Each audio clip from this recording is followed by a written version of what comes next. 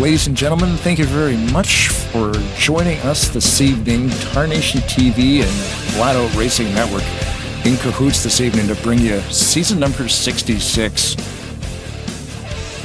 of the Talladega Challenge at Rolling Thunder Gaming. What?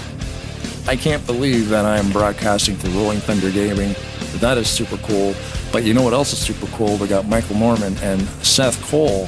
How are you guys doing this evening? Doing fantastic. This is going to be a lot of fun. This is almost like the modern day Hulk Hogan, Randy Savage mega powers here. You know, taking two of the gladiators, if you will, on the NR 2003 side of broadcasting, meshing them here together, and what a perfect series to do it here with as well. We have the thrills and the action of the Talladega Challenge series that's going to be having the first time that Tarnation TV and FRN come together. I'm certainly looking forward to it.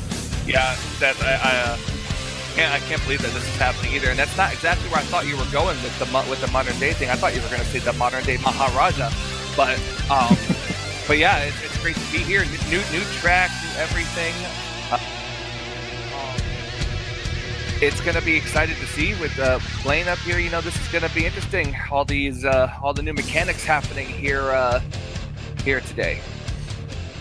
Yeah, new season, as you said, a new racetrack. I mean, we're looking right now currently at one of the new features. This is Talladega version 4, the 4th iteration of this racetrack, where the biggest main focus particularly was pit road. We've seen so many times in the past seasons, the past years, where drivers, multiple groups of drivers coming down pit road, very difficult to navigate your way to that commitment line. We've seen contact before the commitment line, after the commitment line. They have widened out that entry to pit road, making it a little bit easier for drivers to migrate their way off the racing surface. They have also actually widened pit road itself, making it a little bit easier for cars to be able to come down double wide, and sometimes on occasion 3 wide as they try and navigate past each other's bumpers to get into their pit stalls. So it's going to be really interesting to see. Obviously, I'm sure that a number of drivers went out in packs,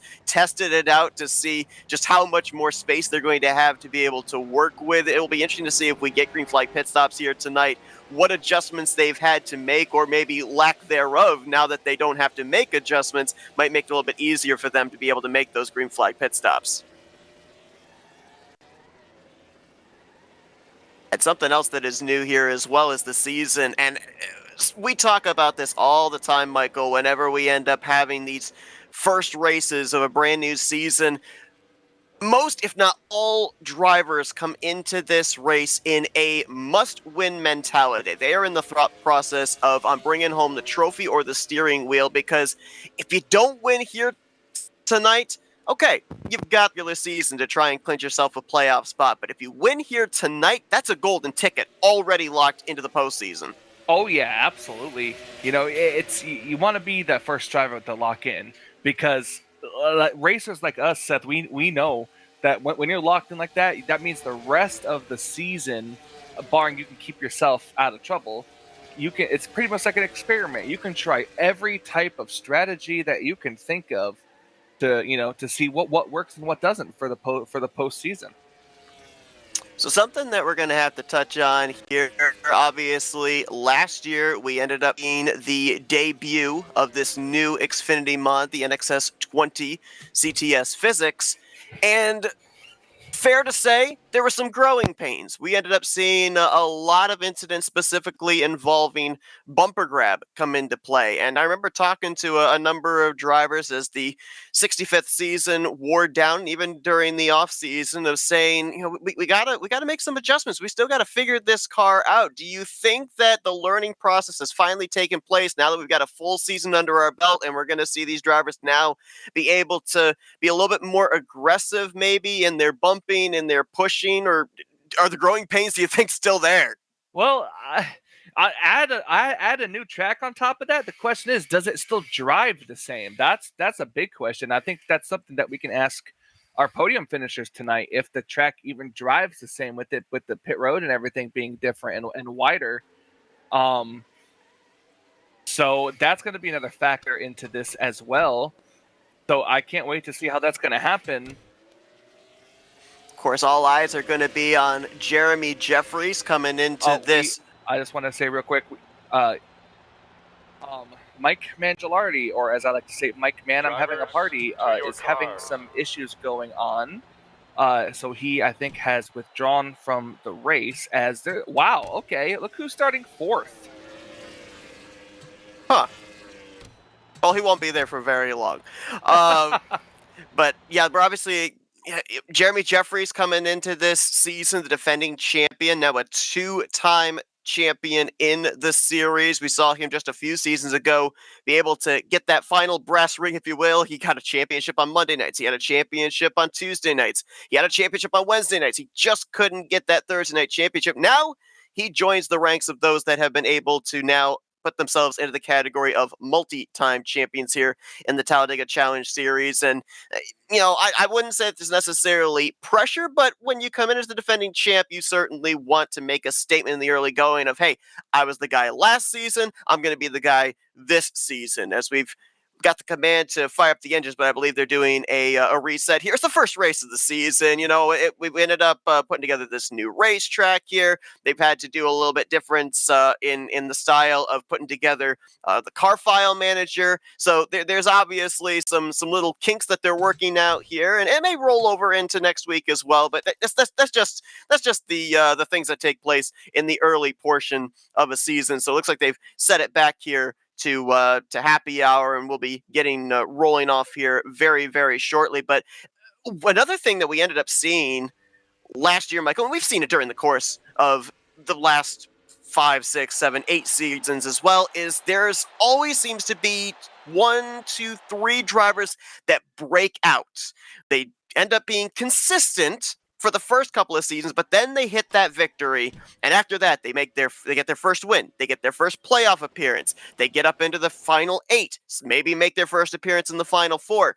Couple of drivers that we saw last season that were able to do just that. One of them was Ulysses Sandoval. We saw him go to victory lane not once, not twice, but 3 times. His first 3 victories of the season. We saw great consistency out of Sean Prime. He just barely missed out on making his way into, I think it was the round of 8. Brian Lovell, Denny Carroll, all had really consistent seasons.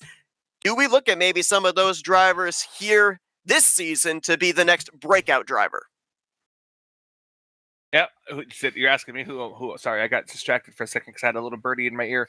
You're asking me who am I looking to be that breakout superstar? Yeah, because we always seem to have one every single season. That is a good question, Seth. And you know what? He was around the front for a lot of races last season. Didn't quite, unless you got to win. I don't remember off the top of my head. I'm actually thinking maybe Randy Luigi could be the breakout star, I think, this season. I gotta keep an eye on him. That's a solid pick. He was very good down the home stretch of last season. Absolutely. So I feel like he could be the one that could break out and get his, I believe would it be his first Tally Challenge win? It would indeed. Randy ended up, I believe, just missing out on the playoffs last season, and I've actually noticed as well here on Tarnation TV, I've seen in the last couple of weeks, Randy has been able to he's been able to pick up some victories as well. So he's riding some good momentum from the end of last season now into this season, as we have gotten the command. We are rolling off of pit road, and we are getting ready for 40 drivers to take the first green flag of the season. Grant Wesley, boy, you don't want to give this guy a good starting track position. He's got the random qualifying draw pole here tonight, as he'll line up alongside of a former champion of the series in Richard Martin, the last driver to ever win a championship here in this series without winning a race. You mentioned about Mike Mangialardi having his issues. He was going to roll off from the 3rd position, but now the entire inside line will move up. From what he's going to try. He's going to try to get things situated and to start maybe from pit road, but I can't. We're not 100% sure. We're going to try. So let's just consider him off. So we'll keep tabs on that. So the whole inside line will move up. Was fourth. I don't know where he disappeared to. It's like he might have taken a voluntary EOL potentially here, so he was going to start 4th. Tim Knopfsker and Terry Bombard, they would be row 3. John Godfrey, Brian Ross in row 4. Denny Carroll and Bob Seminara would complete the top 10. Dante Ricky, joined by Keith Bynum back in row 6. Josh Metallic and Robert Breedlove, they're row 7. Row 8 finds RJ Cabana and Randy Waugh. Luigi. Jessica Loreley, we'll be talking about her during the night. She's going to roll off on the inside of row 9 with Glenn Harris. Row 10, the top 20 complete with Jason Scheck and Craig Hagley. It's Joe DeSpirito and Javier Negron back in row 11. Row 12 finds Chuck McClure and Greg Palmer. Row 13, Doug Hulick and Pat McCarsky. Jeffrey Elliott will be back in row 14 with Brian Lovell. Jeremy Jeffries, the defending champion, he's back with Ron Hagelin back in row 15. Row 16, Ken Roberts, Billy Elliser. Ulysses Sandoval, Mark Paglia back in row 17. Row 18, Bernie Mobbs, Brian Schilling. Then Bobby Farrell, Rodney Sullins, Donnie Garrett, and Greg Lovell. That is your 40-car field as we've turned them loose. Season 66 of the Talladega Challenge Series is officially underway. Hey now. Hey, I got a word in. Woo! Yeah, you're going to have to get used to that. Seth talks a lot.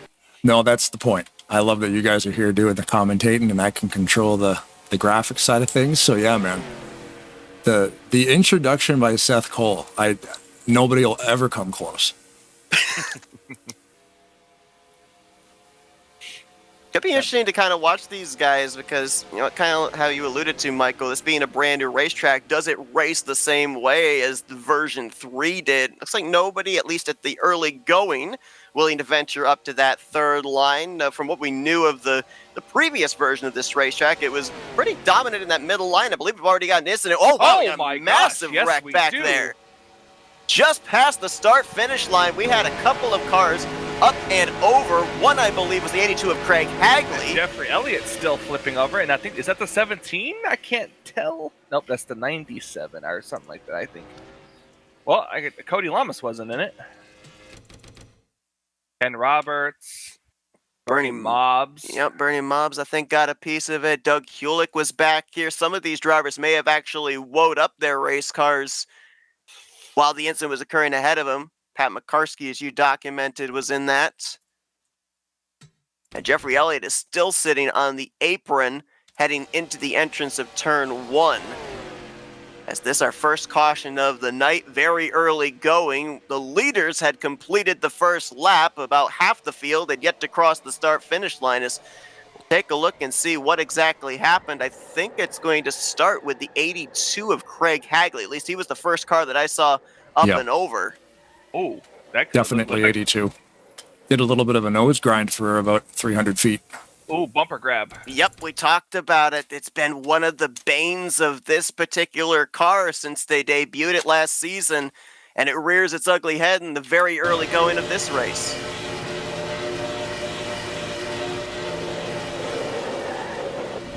The way that 82 of Hagley caught air so quickly. It's the, what do you call it, blowover effect. He must be running with his roof flaps turned off. And then I think Jeffrey Elliott got spun in a separate incident to that. Yeah, a couple of drivers got some late hits in that one. Ken Roberts actually gets squeezed up into the outside wall as McCarsky is coming back up the racetrack. And then I think it's Greg Lovell, to your point, that ends up getting the 56 of Jeffrey Elliott. I'm just going to back that up. Jeffrey took some big damage. Jeffrey, I think he came down, made a little contact with Ken Roberts as they were trying to avoid the incident. The tri-oval is spacious, but when there's a wreck, it narrows up very quickly. And after the 56 and the 55 make contact, it's a hit from Jeffrey Elliott into Joe DeSpirito that sends him up on his side, and then there's the further contact between himself and Greg Lovell. Wow. Those are some big, big hits. Yeah, man. I mean, we saw last season, we saw some big ones, but we saw, I don't know if this is a combination of words that can really go together, but harmless big ones where a lot of cars were involved, but it was really just a lot of cars spinning, not a lot of heavy contact sustained. That was not the case here with this one. 56, 55, 82, 24, a lot of these drivers going to have some pretty significant damage that if it doesn't completely take them out of the race, is going to be something they're going to have to deal with for the remainder of the night.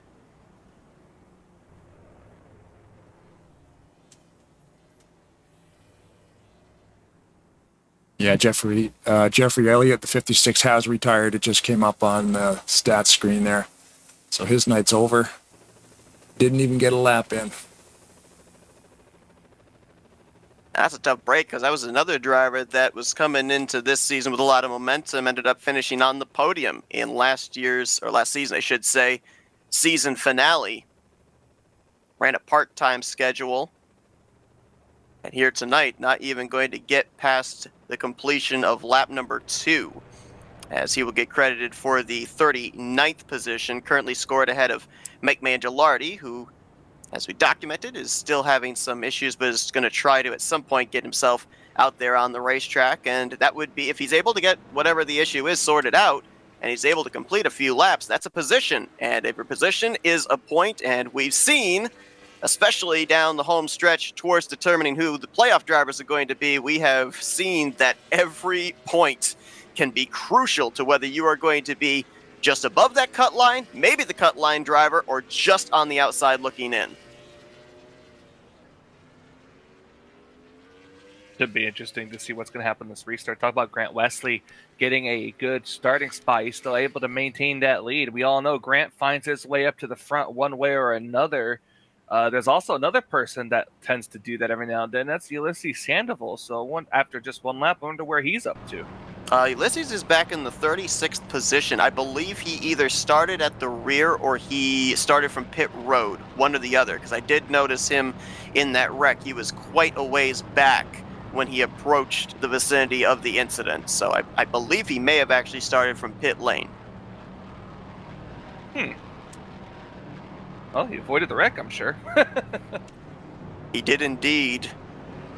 As we're gonna got the lights out there on the beautifully painted David Cannon Tribute Chevrolet Camaro pace car. We'll see Gorgeous. that during the course of the season. A joint effort by John Godfrey and Rodney Sullins.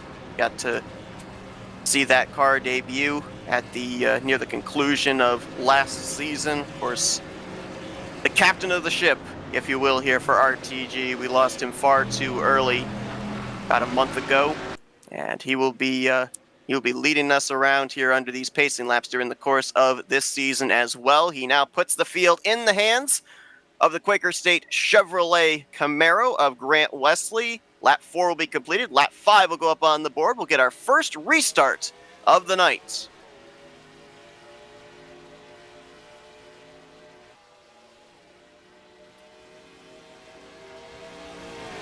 Yeah, like you guys were saying before, I'm wondering that the last version of this track they were using, it was pretty awesome to watch. You know, you can get 3-4 wide racing. Some of these versions of Talladega, maybe not so much. It's just more of a 2-lane track. But I wonder if this is just a retextured, kind of tweaked version, or see, there they are there trying to go 3 wide. Just as I start talking about it, they're going to prove me wrong. Well, this 4 is wide. The tracks. I think the track's grip and the setup that they have for these tracks just makes this able to be a multi-groove track like this, because like the inside lane you would think would be the preferred lane, but if they got enough people in that middle lane, the middle lane is going to be where you want to be, especially off the corners. But if that third lane comes into play, then the middle lane completely dies out. It's interesting to your point, because I think it is a combination of track and setup, but I would love to know which more it's predominantly of, because you would think that in order to make it multi-groove, you'd put more grip up in the middle line, up in the third lane. But in terms of super speedway racing as well, when you're on that inside line, and Michael, you can attest to this, you ran a couple of races last season. When you're on that inside line, you push up off the corners, off of 2 and off of 4. That scrubs off speed. That takes away speed for your straight line on the straightaways, whether it be the backstretch or here through the tri-oval. Middle line, you're able to stay in the throttle a little bit longer, which gives you that straight line speed momentum against the inside line. And up in that third lane, it's the longer way around the racetrack, but you're able to keep the bumpers closed up a little bit more. As I think we had an incident there. Someone's in the inside wall just past the start-finish line. That's Mark Paglia. Oh, it's Mark Paglia. Yep. Let's see if we can get it turned around here. He's going slow. I saw the Greg Lovell machine pull low. I almost wonder if they had some contact, and it looks like they did. Maybe some checkup there on the exit of the tri-oval. Spins the 28 off the nose of the 880. Apparently, we also had an incident between Mark, the Mark and Greg Lovell, So Greg Lovell actually did receive, I don't want to say a penalty, but like I had to do a drive-through. A drive-through, yep. The drive-through, yeah. Yeah, it didn't bring out a caution, so per the rules, if you end up causing an incident that doesn't bring out the yellow, you have to serve that with a pass-through penalty. It's not a stop and go. You just got to make your way down pit road at 55 miles per hour, come back onto the racetrack, and avoid a post-race penalty.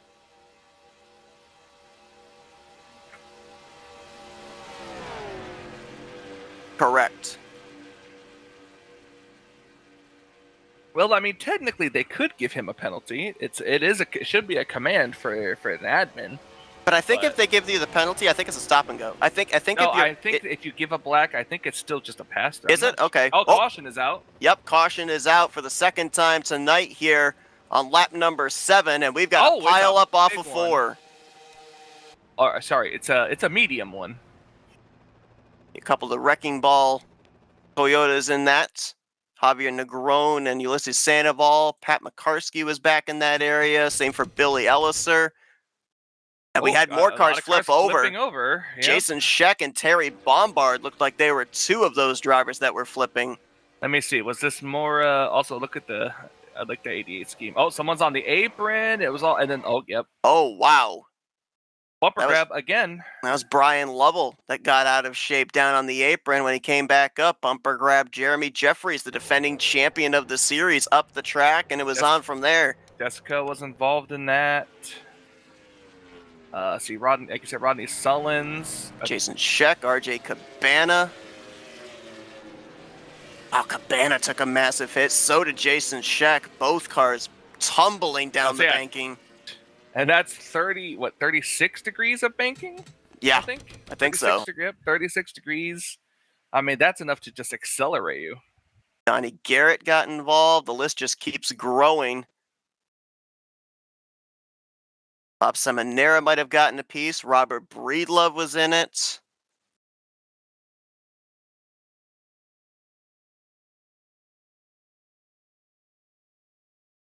And that was a corner wreck. That started on the entrance to turn 3, and it didn't end until cars were making their way out of the exit of turn 4 at a super speedway. One of the toughest type of wrecks to avoid because you don't know if they're sliding up or if they're sliding down the banking.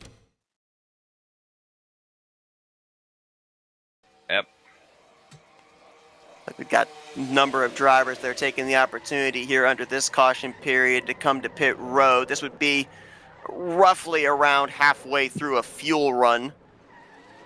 And I believe that pitting here would have everybody able to make it on 2 more pit stops. A couple drivers going to stay out here. Bob Seminara going to lead a lap. That's going to be something kind of interesting to follow during the course of this regular season as well. Drivers' willingness to give up track position to get a bonus point for a lap led. We ended up seeing a lot of gamesmanship during the playoffs of a lot of postseason drivers stay out, lead a lap, hoping that was going to be the one bonus point that was going to advance them, whether it was into the round of 8 or eventually into the final 4. Maybe in the case of Bob Seminara, making some preparations already for maybe being around the cut line in the playoffs, eliminating that scenario right here and now in the first race. Why not? Well, that's the thing, too, with so many people participating in this league, especially this series. Every point counts, especially how many races in a season? So I believe this season, and I could be incorrect, if it's the same as it's been in the previous seasons, it's either going to be 9 or 10 regular season races. I believe it's 9 regular season races, and then 6 playoff races with 2 races in the first round, 2 races in the second round that eventually determine our final 4, and then a 2-race final round to determine the champion. Yeah, so you need those points, as many as you can get. And then you got your knockout qualifying too, so some guys will make it every week, and some guys, maybe it's 50-50.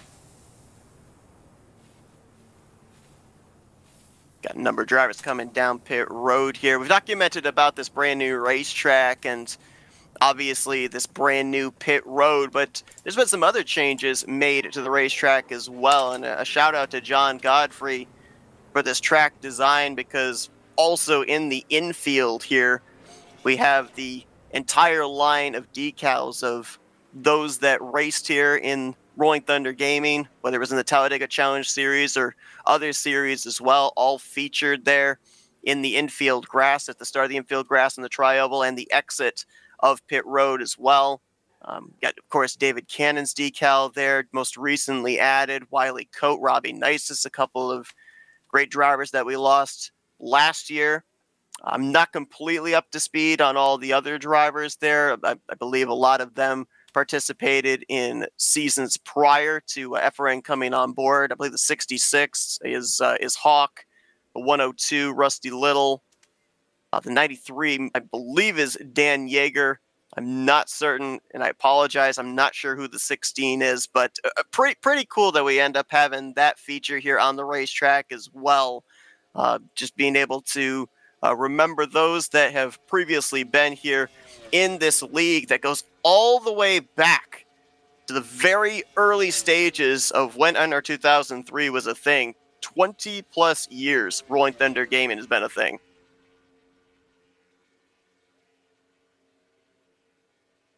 Going long and strong is this game, and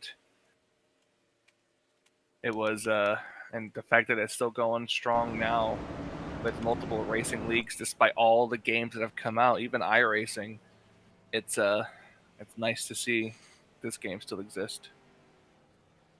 It's like we've waved off the 1 to green here, and you see on the front row, it's cool for the fans, it's cool for the drivers. It can be a bit of a headache for the broadcasters when you end up having the new liveries from season to season, but a couple of brand new ones featured here with the number 41 Chevrolet of Denny Carroll trading out the Crown Royal sponsorship from last season, now bringing on the Silver Bullet Coors Light on his Chevrolet, and on his outside, I believe that is a Bobby Allison throwback there with Dante Ricky, the usual Wawa sponsorship, but a new look on his number 84 Toyota.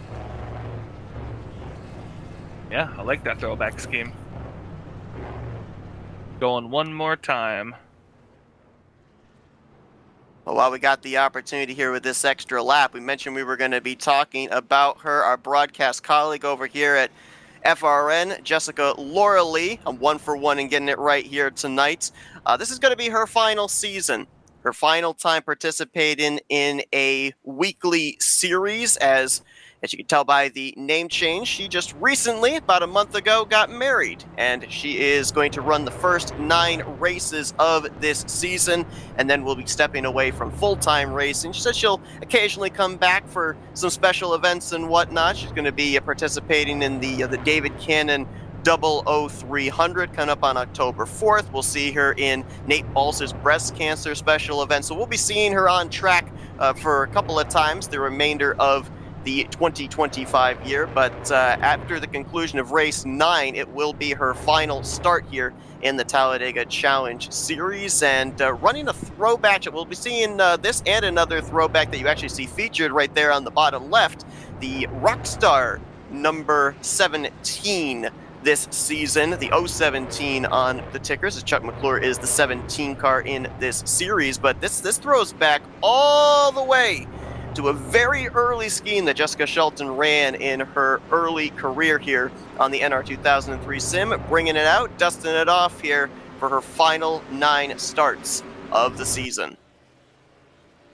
That's interesting. So she's going to run the regular season, but she won't run the playoffs. The great thing Correct. about the NASCAR Racing 2003 season community is if you step away for a little while, we'll still be here when you want to come back. Absolutely.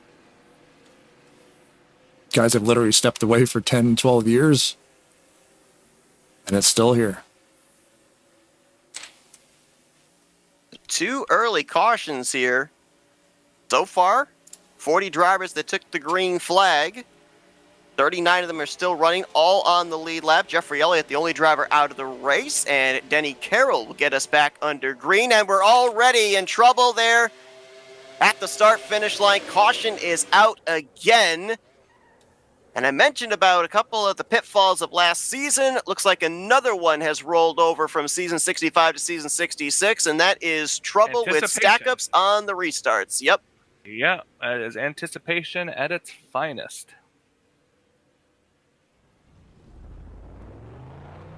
I like focusing on the pace car, but he took him a couple seconds to get that thing fired up. I'm noticing a couple little glitches with my caution flag button. It's changing the camera angles and dropping the cars, and you have to look at that. Trying to figure out exactly where the stack-up began. Looks like it might have been around the 23 of Doug Hewlick, who I'm wondering if maybe he lost a gear because it looked like he did not get going.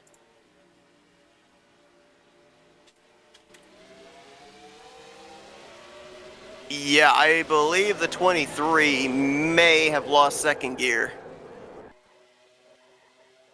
Unfortunately for the 088, a level there. He's been behind a couple of these things right on the bumpers of some of these guys. Totally not his fault, you know, like if the guy shredded a gear, obviously there's nothing you can do about that. You're going to run into him, but Greg has not been in the right place at the right time a couple times tonight. That just looked like a textbook, like shove out of the way almost. But like you said, if he blew a gear, then I mean, obviously you can see why. But I mean, unfortunately, NR from the spectator point of view is a little finicky in letting you know accurately what gear drivers are in. But when I was watching that 23, he never was able to shift out of first.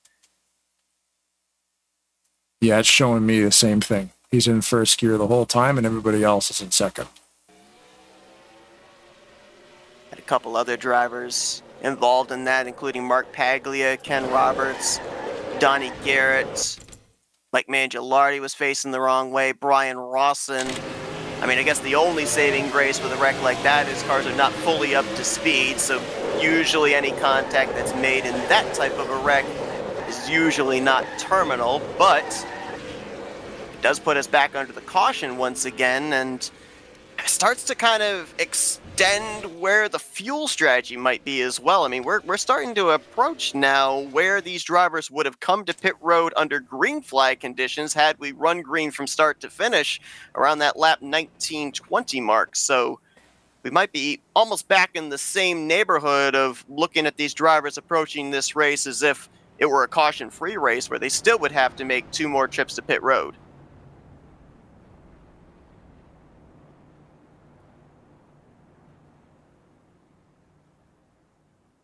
Like we've got ourselves a quickie yellow here. Lights are already out in the pace car, so we'll get ready to turn them loose once again. And Blaine, you mentioned about that 880 there of Greg Lovell, unfortunately being the one there behind Doug Hewlick. That previous caution saved him, though, because he was able to catch up to the field. He obviously had to serve that pass-through after the contact with Mark Paglia that didn't bring out the caution, so he was able to then be back up with the lead group and be able to try to make forward progress once again. So that caution helped out his cause quite a bit.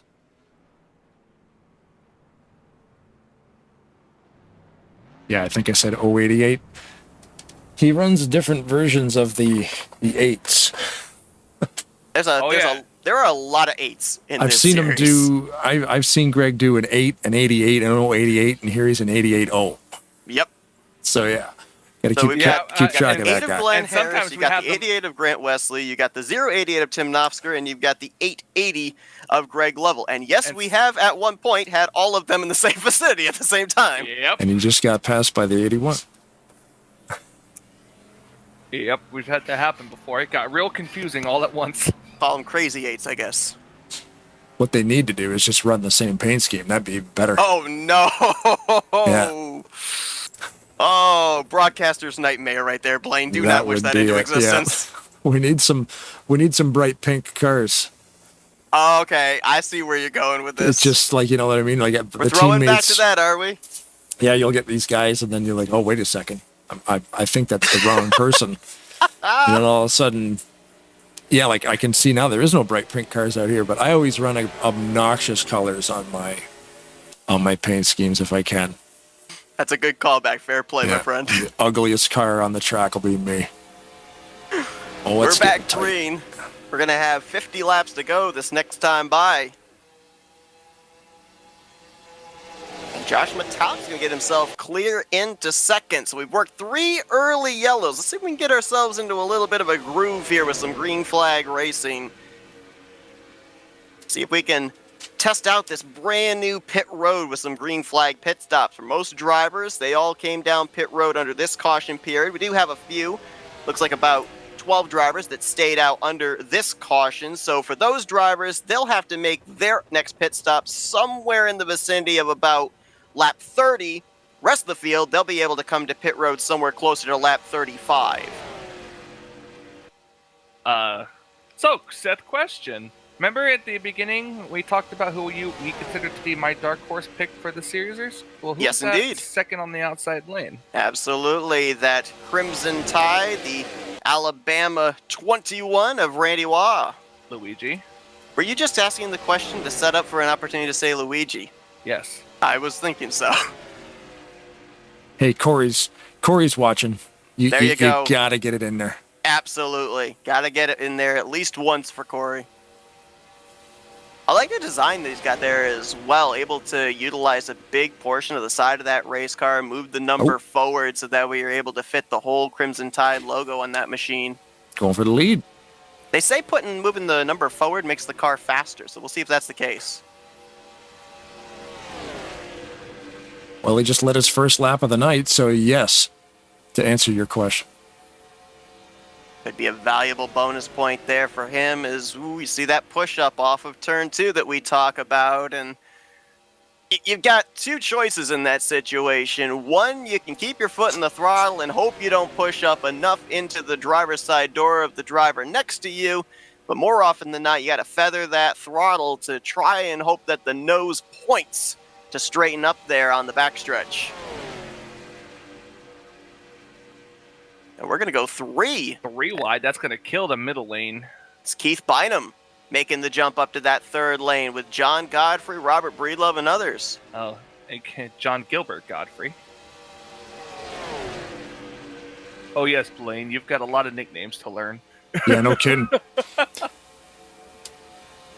Noticing a few drivers that were involved in some of the earlier incidents making their way up here. Apparently minimal to no damage sustained. I see Brian Lovell on the inside line, 5th car on the inside line there. Jeremy Jeffries, the defending champion, was in an incident earlier on. He's in the middle line, that black, white, and blue Monster Energy Chevrolet. And up on that top side, we documented Robert Breedlove. He was in, I believe, 2 of the first 3 incidents here tonight, but trying to make his way up into the top 10 in that 3rd groove.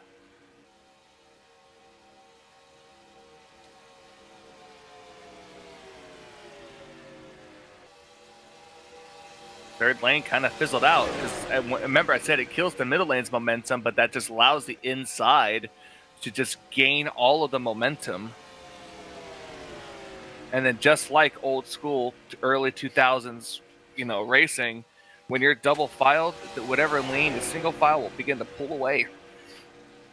About the new colors on Bobby Farrell here this season as he's battling with Tim Knopsker for the 11th spot. The Andy's Frozen Custard Dark Horse Mustang.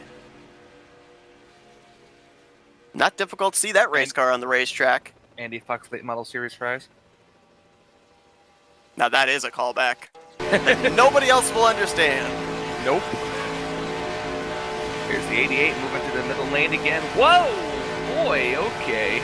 Got McClure with a quick move up to that outside line right in front of Grant Wesley, and he nearly lost it. I say that had all the momentum of either a wreck or causing that middle lane to lose momentum. So I have to wonder, that might have been a move he's comfortable with back on the other version of Talladega. Maybe something a little bit different with making that move here in version 4. Wow, how he held on to that, I have no idea. Me either. That was 2 really aggressive, abrupt moves. He saved 2 things it, that were impressive there. 1, his ability to save it. 2, the fact it didn't really fizzle out the momentum of that outside line. They kept moving forward. Yeah, that seemed like his car just decided to turn right. two really snappy moves at 195 miles an hour wouldn't be the first suggestion, but he made it happen.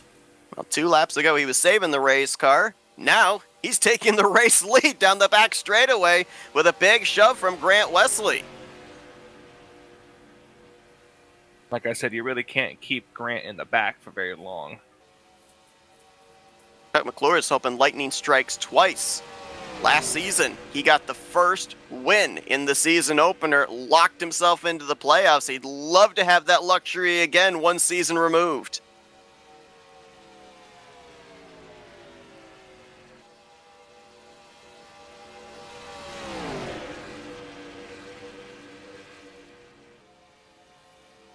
Doesn't look like really anybody venturing up to that third line right now. And with everybody able to now run up to speed, we can get a bit of an idea of the drivers involved in those 3 previous cautions that are definitely dealing with damage and are majorly off the pace. Looks like a trio of drivers: Terry Bombard, Jason Scheck, and Craig Hagley. A few blue ovals off the pace, currently running back 35 plus seconds from the lead pack. Just ahead of them, a duo of Chevrolets, Joe DeSpirito and Donnie Garrett. So those 5 drivers, they are hoping that this continues to be a race of attrition. Why are they still out there, even though they really don't have a shot for the win? Because with where they're currently listed, if they're able to pick up another 2, 3, 4 positions before the checkered flag waves, could be a difference maker by the time we get to the regular season finale.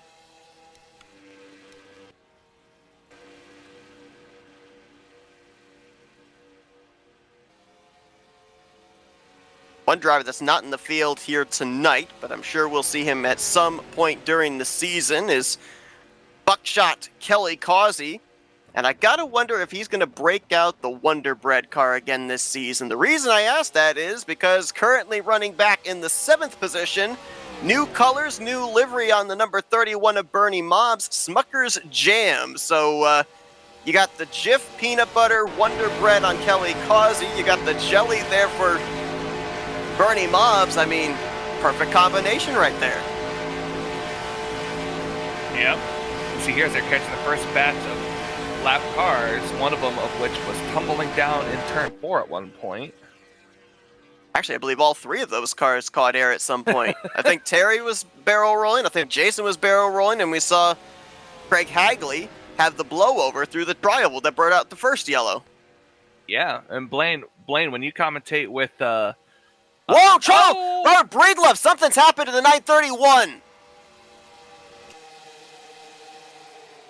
Caution's out. He had trouble right in the middle of the pack. Everyone fanned out to try to avoid him, but end result, we had a number of drivers get collected up in an incident, including, looks like Bobby Farrell, Cody Lamas, Ken Roberts, and others, but could have been a possible engine failure. I think the engine let go on the AC Delco Chevrolet. Yeah, we're on board with him right now. The thing just quit. I think it happens when he gets out of this corner right here, actually. Oh, and then just not enough reaction time by really anybody. I think it was a combination, maybe Pat McCarskey on the right, maybe Cody Lamas on the left. It was like a full stop. It didn't even look like an engine failure. Was that a brake pedal failure? I'm not sure. He was able to get it towed to pit road. It looks like it's stuck. It's like it was just like full brakes. Yeah, I mean, to your point, that's weird. The initial thought is engine failure, but that's a very abrupt stop there for an engine failure. Normally, you see the car at least somewhat coast, but that thing just lost speed super quick in a short period of time. And from inside the cockpit, nothing happened to the RPM. It's like a full brake slam. Could have been an equipment failure then. Yeah. But I'm trying to think what kind of... In third gear, too. Equipment failure it would have been. I mean, if you lose the accelerator, I would assume still the same deal as if with an engine failure. It would still coast. Could his game have tabbed out, maybe? Maybe. I don't know. That was an odd one. Because, yeah, I mean, if you think about it, he lost it his game could have tapped out because he didn't even turn through the tri-oval. Like, his car just went straight from the inside lane all the way up to the wall. Good point.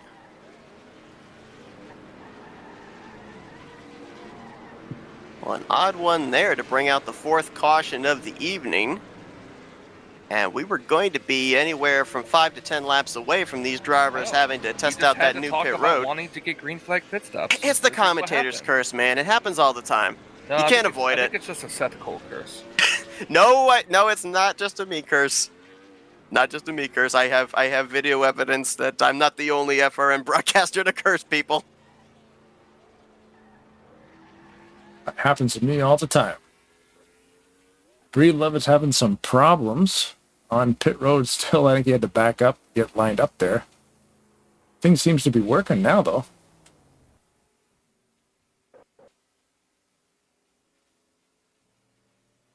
Now he's stopped on the green sign for some reason. Probably just dealing with something here. Something in the house. Maybe the dog came and lay down on the foot pedal or something. Maybe. The dog said, "What'd the dog do? Tell me I'm not racing tonight." Yeah, you're done. Pack it up, Dad. Well, that caution's going to save a couple of drivers there. We saw Terry Bombard, Jason Scheck, Craig Hagley all damaged and off the pace get bypassed by the race leaders under that run. Top two drivers, one lap down, received the lucky dog, which were the 10 of Bombard and the 81 of Jason Scheck. So they will get back on the lead lap. Craig Hagley would be the only car one lap down, but he would be the only driver in position to receive the future lucky dog as well. We forgot to mention the sponsor. RPM, Red Line. What is it again? Oh my goodness. I guess if I was gonna talk about the sponsor, we should probably get the name right. Redline Performance Motorsports, in cahoots with Rodney Sullivan's Paints. Make sure to get their logos all over the place on this thing. Absolutely. I guess Redline used to be BSR. There's a story behind where that came from. Yeah. You talk to Rodney about it, he'd be able to fill you in, but we've been pretty busy the last couple of weeks setting this whole thing up, so there's a lot of information in my head. Maybe I heard that wrong. We'll just give the blanket promise we'll have it all sorted out by the end of the season. We'll have all the information delivered by the end of the season. Whatever we say in race number 1, nobody will remember anyway, so it's awesome. That's right. Yeah. Yeah. We tied up all them loose ends, promise. Looks like RJ Cabana is going to end up being the race leader when we go back green. Been holding on to this one here for you, Michael. If Blaine's able to find the 48 of Cody Lamas. Oh, yeah. We talk about Cody always hanging at the back. And there was a point that we were talking with him, and I said, you know what, Cody? You're the alpaca in the backer. And he, on the, I believe it's the left rear quarter panel, decided, you know what, we're going to run with that. And so featured prominently on the left rear quarter panel of his Florida Panthers Chevrolet is the alpaca in the backer logo. Wow. Look at that. He's even got the rats on there, too. There's a Florida Panthers thing with the rats. Every time that they throw the rats out on the ice. Yeah. They would have to stop the game and sweep up thousands of rubber rats. I remember the goalies would hide inside the net. That's a great thing to come back to. Step back into my room and I see the zoom in on Cody Lamas' car. Oh, were you not here for the story of the alpaca in the back logo? I wasn't, because I had to step away real quick. Yeah, we call him the alpaca in the back now, so he's got a logo on the left rear quarter panel of his car.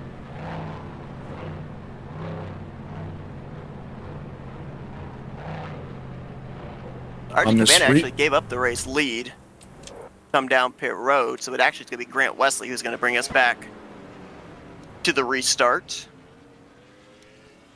A number of drivers come down pit road to top off the fuel tank there as well, including Jeremy Jeffries, Doug Hewlick, Jessica Laura Lee, Brian Rawson, Ulysses Sandoval.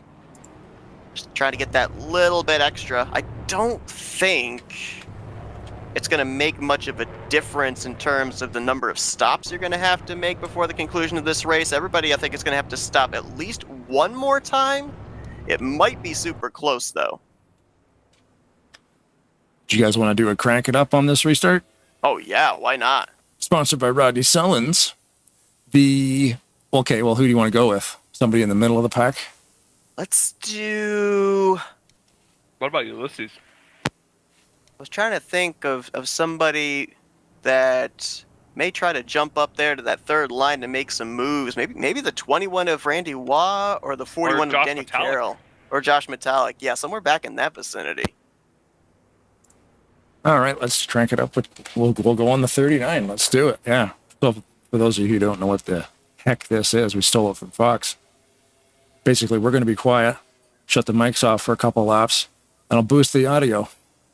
And we are using Josh Metallic's sound pack because he sent it to me, and it's fairly glorious. So these are from real cars. So we'll stop talking, and these guys will start driving.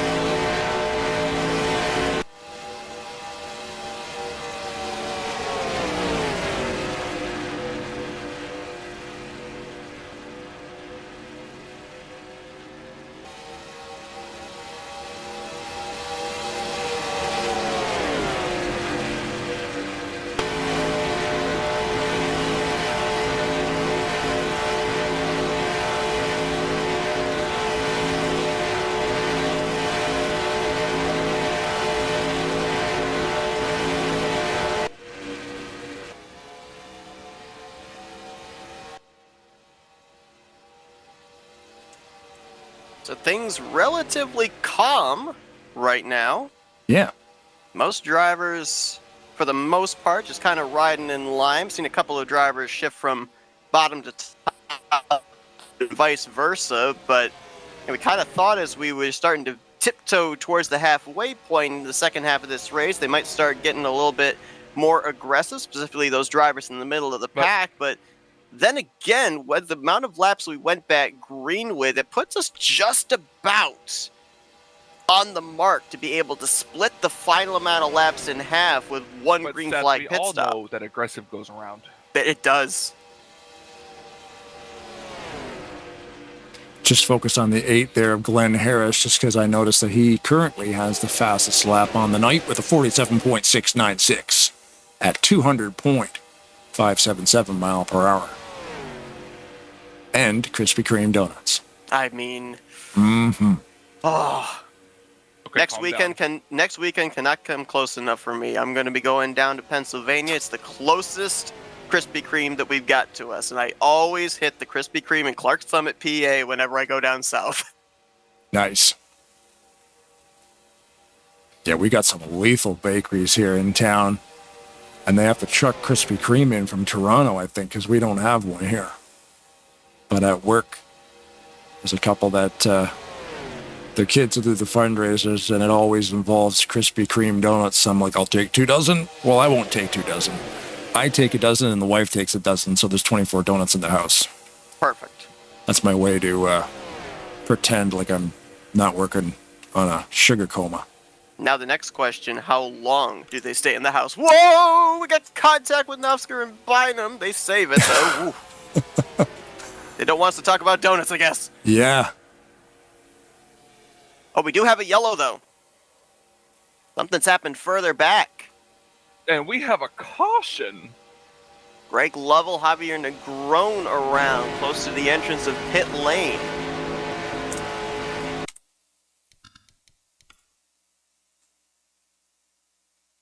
Ron Hagelin, I believe, also got a piece here, and I don't know if we have a flip counter, but Yeah, really.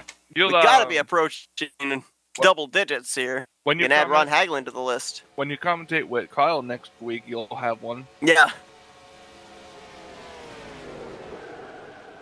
Oh, man, Greg's in there again. Like maybe some checkup there on the bottom. Greg having to lift for the 197 of Pat McCarsky. And that brought Hagelin into his back bumper.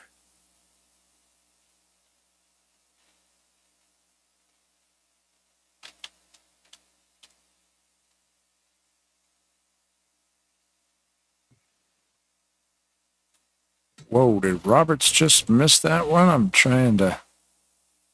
Roberts actually might have got through that. I guess we could always go in the cockpit and see what happened here. Roof cam. He got a hit into the driver's side door of Ron Hagelin, but then he was able to further up avoid the spinning Javier Negron. Yep, now that I went back a little farther. Oh, he just barely avoided Javier. Yeah, wow.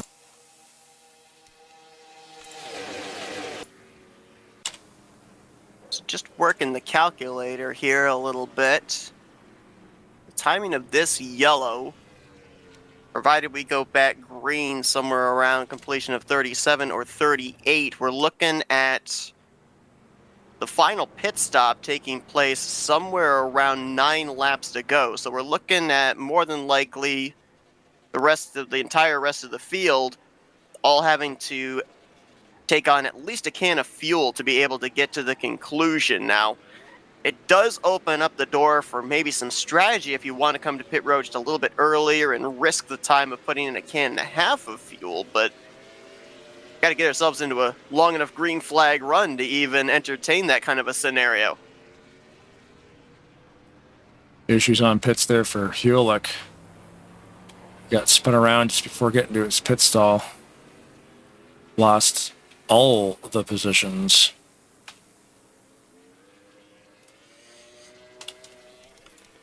Yeah, we were talking about this before we came on the air, too, about trying to visualize the difference between the previous pit road and this one. And visibly, it doesn't necessarily look like it's all that wider, but when you see these drivers making their way down pit road here under caution side by side, you could definitely see that it's a lot wider. What now looks to appear to be maybe even 4 lanes here on pit road would have been just a narrow 2 lanes on the previous version of this racetrack. I think what I might do is take a screenshot from like pit lane 2 cam, for instance, the stock position, of course, not me flying around with the drone, of both versions, and then put them side by side to actually visualize that. Because I mean, when you're on the track, it's not going to look much different because, you know, it's paved, it's wide, it's got lines on it. But to actually see how much wider it actually is, it sounds like it's about a lane wider. No, I agree. Yeah, I think it is. And that should. Like there, it looks much wider to me from that commitment cone to that Sunoco sign.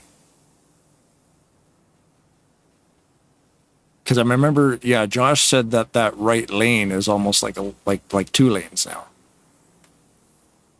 Yeah, I would venture to say that you could probably fit 2 cars side by side on the left side of the hash marks, and then 2 cars side by side on the right side of the hash marks. I think you could probably fit them 4 wide. Now, obviously, they're certainly not wanting that to be a case here. I mean, 3 wide is testing it enough.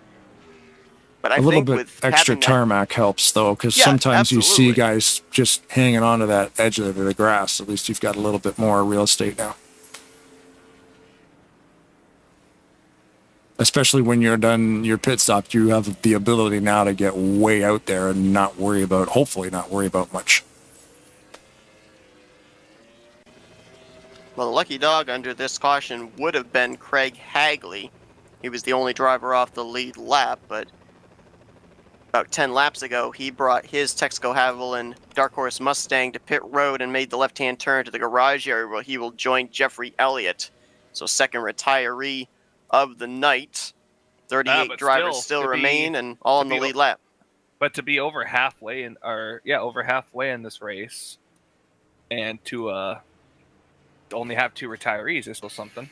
Well, I mean, I think that here, as I said, it's bring home the trophy or bring home the steering wheel. I think it's also, if the engine is still running, you're staying out there. Yeah. Until that engine gives up the ghost, you are going to log laps, whether it's at 190 miles per hour or 110 miles per hour. Like you say, even if you're Doug Kulik and, you know, you're in 38th, he's still in the lead lap. Another big wreck happens, and he could gain 5, 6, 10, 12. You don't know how many positions you could get. A couple engines could blow up. It's all points at the end of the day. Which is fair. I've been known to throw in the towel quite early sometimes, but that's just because my attention span's the size of a marble.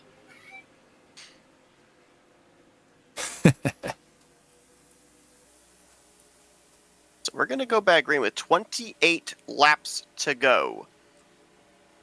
Everybody's on the same fuel number right now. A couple of drivers maybe with 1 extra lap in the tank coming down here at the 1 to green. But general consensus of the field are looking at the target lap of around 57 to 58 to make their final pit stop of the night.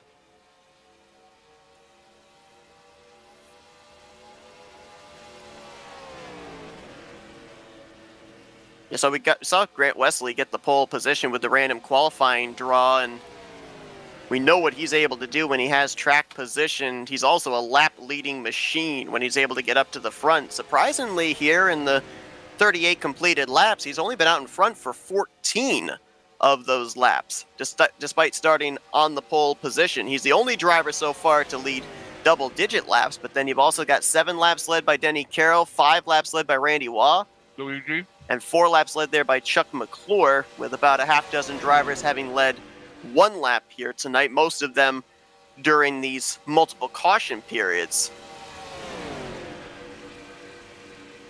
All right, Seth, what are you thinking? I mean, obviously you're going to run yourself out of gas here to the very end, but where do you think the lap will be where they come down pit road, and how much gas do you think they're going to take? So normally whenever I try working the calculators with strategy and everything, I always find myself being 1 or 2 laps further past what they actually do. So I'm going to say my projection shows them being able to make it to lap 57, 58. So I'm going to say we're probably going to see them on pit road laps 55 to 56. So roughly with about 10 to go. Yeah. So we're right in the window of 1 can. What, about 1 full can or what, a can and a half? No, I think we can go 1 full can. Any tires? I love it when you guys... No, I don't think so. I love it when you talk in third person. No,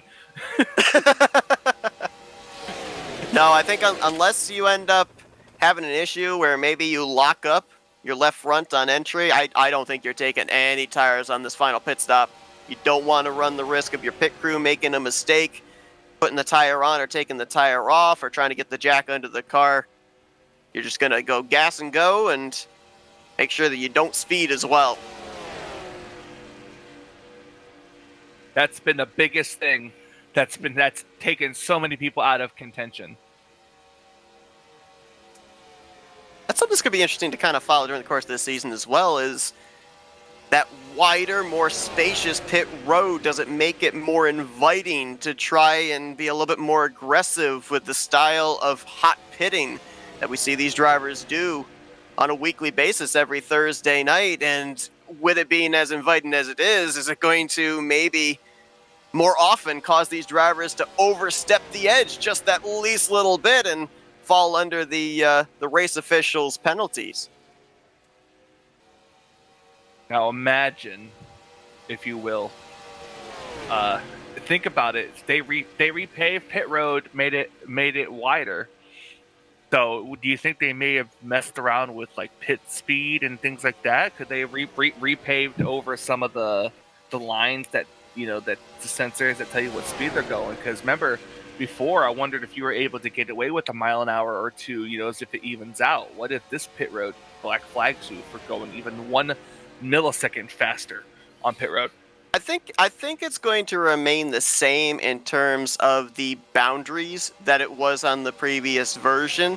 To your point, however, I have to wonder if maybe it would start counting when that pit road speed is just maybe a little bit sooner. I think that regardless, as we've seen, as long as you end up holding the brake until you hit 55 miles per hour, you usually are going to be okay. So I don't think that's going to make that much of a change. We also ended up hearing as well, I believe I ended up hearing this, that there was some work on making the pit boxes a little bit bigger here as well. So we'll have to see if that helps these drivers out if they have a green flag pit stop. And Michael, you can mark down this time if you want to timestamp this, because I may be invoking the commentator's curse, but let's give an attaboy to Mike Mangialardi.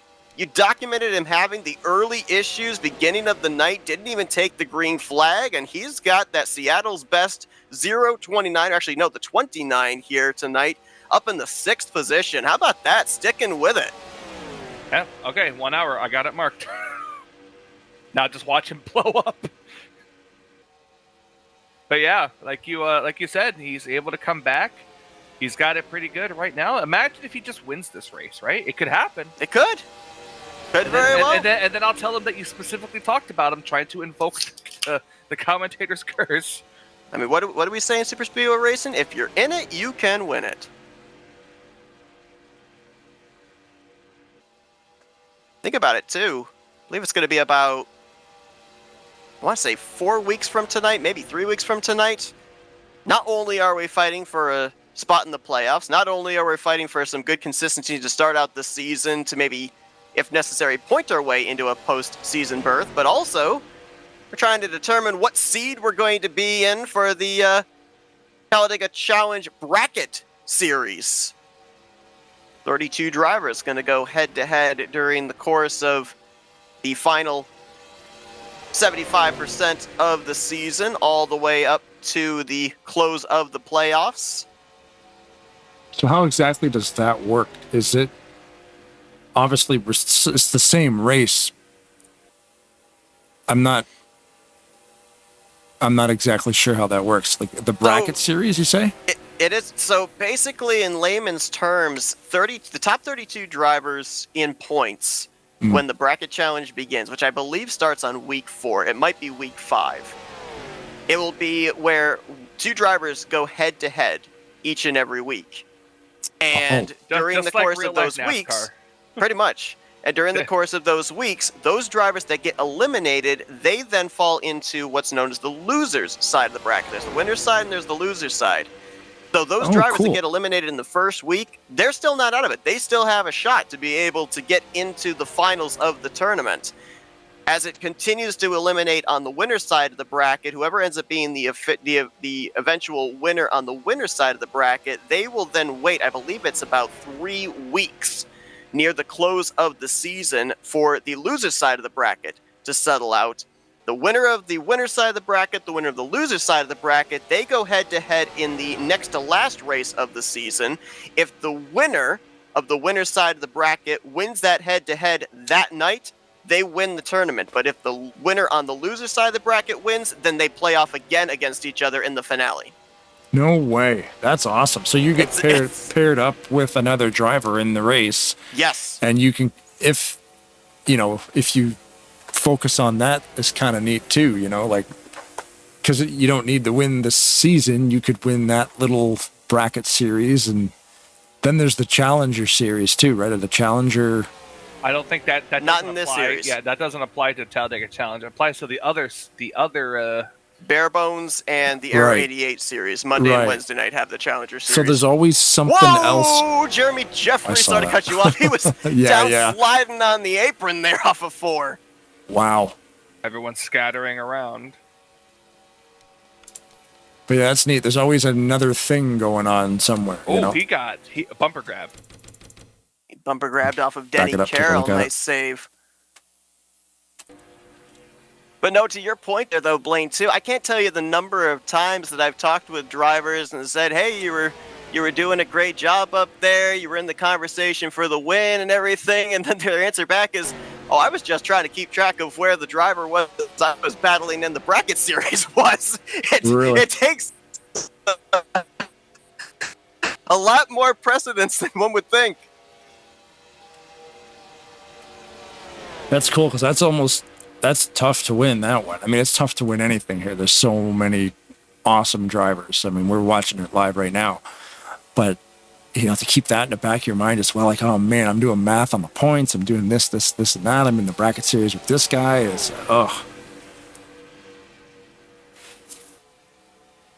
And a chance this season for Brian Schilling to pull a threefer. He's won the bracket challenge in back-to-back seasons.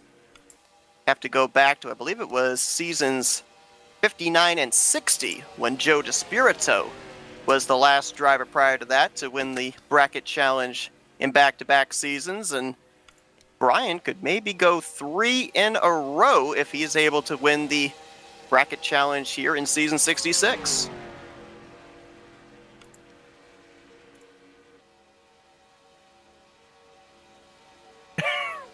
Saw Joe DeSpirito go a lap down moments ago.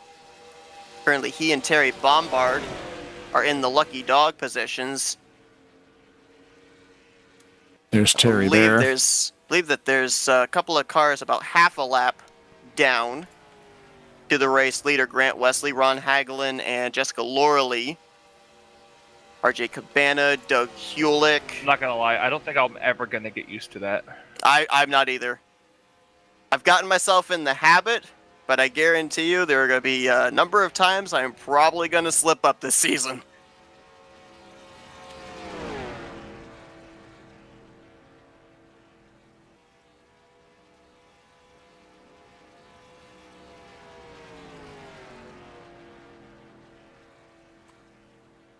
Well, Grant Wesley's going to kind of be the Pied Piper, not only currently on the racetrack, but I think in terms of when most drivers are going to make that final pit stop. Obviously, being the race leader, he's creating the draft for those behind him. He's using up more fuel in the process, so his fuel number is going to be much shorter than the drivers behind him. And I'm sure that when he makes the indication that he's coming to pit road, a lot of other drivers are probably going to come down pit road with him. Want to come down pit road with many friends as he possibly can, so that we can all leave together, get into that pack again, and make some good lap time with the draft. He's no stranger to that position either. I mean, for me, I'd be like, oh man, when do I go? Or is everybody going to go with me? Or they're going to hang me out to dry? They just moved down to the lower lane now. But it's like, and you've got everyone behind you under green flag pit stop conditions. It can make you nervous. Oh yeah, it can be a very helpless feeling in your brain that everybody knows where the brake pedal is. It's like, do these 41 other people? Are you sure about that? Because there are some people in certain places, if you know what I mean, that don't know where the brake pedal's at. Breedlove did. He slammed the brakes on the straightaway. Yeah. believe Jason Scheck, we just saw there coming to pit road. He might be calling it a night. I'm not sure. He is off the pace. He just went a second lap down. Could be making a foul pit stop. Oh, quick! Trouble in the back. Caution is out. And this changes up everything. Well, if he made it to pit road when the caution came out. He did. I'm pretty sure. A couple of other drivers, I think, also were on pit road. Ken Roberts, Robert Breedlove, and Brian Lovell. But that wreck there, just past the start-finish line out of the tri-oval, involved once again our defending champion, Jeremy Jeffries, and a few others.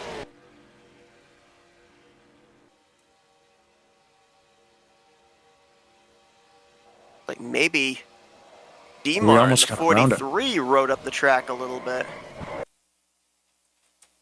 So let's see if anybody's on the pits. Oh, and there was a tussle in the pits as well. The 880 and the 931. Breedlove on that one. And then that was Jeremy Jeffries spinning. Wow. Okay, was that Ken? Coming in hot. Locked him up and rear-ended the 880 and the 931. That was, he just kind of spun coming on the pit road, and they all made it onto pit road as it closed. I was going to say, if you can see the flag man, he pulls the red flag out after they've all crossed the line, so they're okay to make service legally. Ken Roberts locked the brakes up pretty good. Oh, yeah. They were down there, though, so... Yep, they were. So they were able to take service without penalty. Demar staying out to lead a lap. Obviously, I believe, claiming that caution after he got up into the driver's side door that left to record a panel of Tim Knopsker, bringing out our 6th caution of the night. And no matter what, this came right when they were about to start making pit stops. I was going to say, we don't get to talk about fuel anymore. We're good to make it. Wesley off first.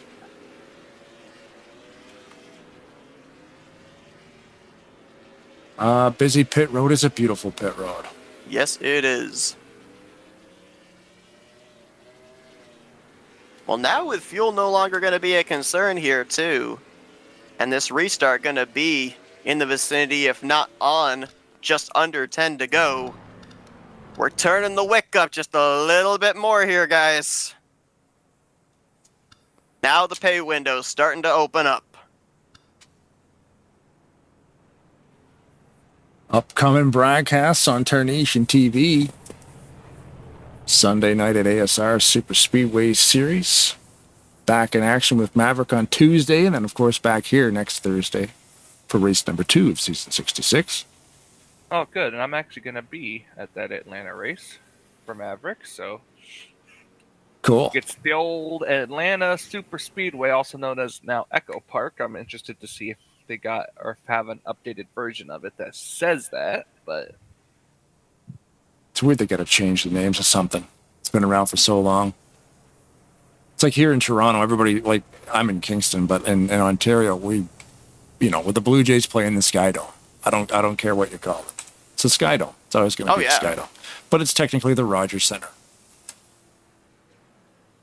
Because Rogers has to put their name on everything. So, sponsorships. You talk about Atlanta Super Speedway. Got the opportunity this past Wednesday night to call an iRacing event at that racetrack, and it's a unique one. It's so weird that you can have a 1.5 mile run with super speedway type physics, and it's a different breed of super speedway racing in a sense, because we're talking about here tonight, the room, the space that drivers have at their availability. Atlanta Super Speedway, it is narrow. It is very difficult to run 2 wide, let alone 3 wide. And it's not always flat out. No, that's true. Your tires wear out enough. You're still lifting just a slight bit in the corner. And then at that point, it's just a matter of who lifts the least. One of the rare super speedway tracks that we go to where when you make a pit stop, you probably do want to change tires. I'm interested to see how pit road's going to work, too, if it's going to be like a normal pit road or if we actually have to start all the way back in turn 3. I don't think you can do that in a game in NR though. I don't think. Yeah, you can. I believe there is a version. of Atlanta Superspeedway out there, where you're able to start pitting from the entrance of turn 3 on the apron. But the problem is it like real life where you do 90 and then drop it down to 45? I think so, Or do you but I'm have not to do 100% 45 certain. all the way around? Oh boy, I hope not. It all depends what the 80. cone is, right? Is a commitment cone's like the speed line, right? Yeah. Well, maybe they not have a necessarily. commitment but- cone for if you're going to pit, Yeah. and then there's a commitment cone for starting pit road speed at the start of pit lane at the first pit box. But Right. I don't know if they've made that type of an edit with the track or not. You see up there on the top side, the 10 of Terry Bombard, the 24 of Joe DeSpirito. There are free pass drivers, so they'll go around, get their laps back. That'll put our remaining 37 drivers all on the lead lap. I've documented earlier, saw Jason Scheck come into pit road. He did indeed take his machine behind the wall, so Jason Scheck, Craig Hagley, Jeffrey Elliott will at this point not reach the conclusion of tonight's season opener of season 66 of the Rolling Thunder Gaming Talladega Challenge Series. And your front row are those drivers that benefited with the timing of that yellow. They made some contact with each other on the entry to pit lane, but now they will share the first row with each other. Ken Roberts in the 55, Greg Lovell in the 880. And a lot of times, too, we say in super speedway racing, obviously you've got to be good, but sometimes you got to be lucky as well. And we've seen a lot of races won and lost with the timing of a caution being thrown. This could be a golden opportunity if you're Ken Roberts or Greg Lovell. You've gained a ton of track position with the timing of this latest caution. Now, are you able to translate it into a checkered flag? It'll be interesting to see. Yeah, and It'll be currently interesting right to see now, what's going to happen. yeah, currently right now, 6 yellow flags on the night. Like I said, it does mess up the strategies. You know, it's you come into the race with a certain plan, and then you're also probably planning for a couple, and then maybe you get a couple more than you planned for. And the great thing about sim racing is strategy's always changing. Keep an eye on some of these other drivers just behind the front row. Grant Wesley's led the most laps tonight. Started from the pole, 29 circuits out in front. Chuck McClure has kind of been his wingman for the latter third of this race. Lines up to his outside in fourth. Bob Seminara, a driver that last season missed out on advancing into the playoffs. Looking for some redemption here this season. Going to roll off in the 5th position, and he's going to have Rodney Sullins to his outside. Rodney had a really tough final round of the playoffs. Ended up finishing 4th in the overall standings, but just unfortunately was not in the conversation really for the championship when we got to that season finale. He'll be on the outside of row 3 in 6th. Josh Metallic right there in 7th. Mike Mangialardi, we documented how he's... Mike Manham having a party? Oh, yeah, he's been able to mount a comeback here tonight after early issues. Randy Waugh Luigi? is currently in 9th, and John Godfrey there. And all your custom name guys are all clumped together right there. John Gilbert Godfrey. May he rest in peace, Gilbert. Some other guys right outside of the top 10 there as well. Keep an eye on. See Brian Schilling's Kodak Chevrolet back there. And also Ulysses Sandoval, who started out back beginning of this race, just outside the top Rodney, 10. Something happened. I think he had to have blown a gear or something. And we are wrecking. We got cars tumbling back there. I wonder, multiple drivers up on their roof. Or did he blow a gear, or did he just not shift? Nope, second gear's gone. He immediately upshifted to third. We're within 10, so I'm following the lead pack. Yep, we are in race back. Oh, forced down below the line there, Metallic.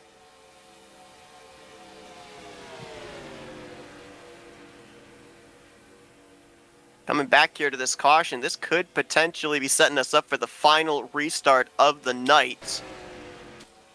And you want to be that control car. That's what the fight is right here between Roberts and Lovell. Third line forming. Wow. Here comes Chuck McClure with a head of Wow. steam. I think he might get them both with a shove from Rodney Sullins. Look at the crowd he made up from the start to the exit of the tri-oval, and he's going to be the control car when we go back racing. I'm going to back that up. That was really cool. Wow. 3 wide, about 5 rows deep to grab a yellow flag. Just checking back on that incident there. at the start-finish line. The tough night continues for the incoming defending champion, Jeremy Jeffries, who was collected up in this. Trying to figure out exactly where the contact was made that started the wreck with that stack up, and it looks like it might have been with the 26 of Billy Ellis. They're getting a bump from Mark Paglia. He slides down into Brian Rawson. Then gets a hit from Jeremy Jeffries. There was contact further back that had Pat McCarskey and Jessica Loreley up on their roofs. Doug Hewlett, Greg Palmer also collected up. Bernie Mobbs, I think, also got a slight piece, but I don't think much damage. I think he just barely got clipped at the very end.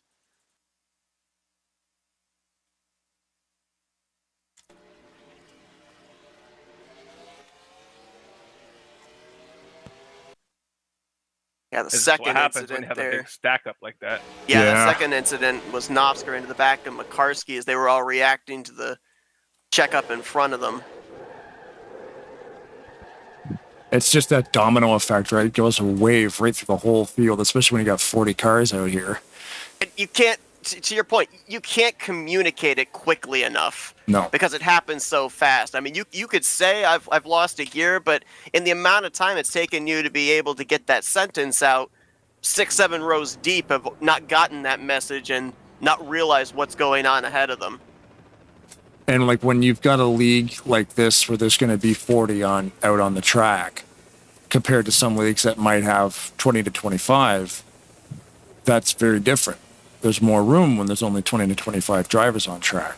But when you're out here, when you double that amount of drivers, it's like, yeesh. That wave gets so pronounced by the time it gets halfway through the field that you're just a sitting duck. Oh, I just noticed something amazing. There's no way they did that. What?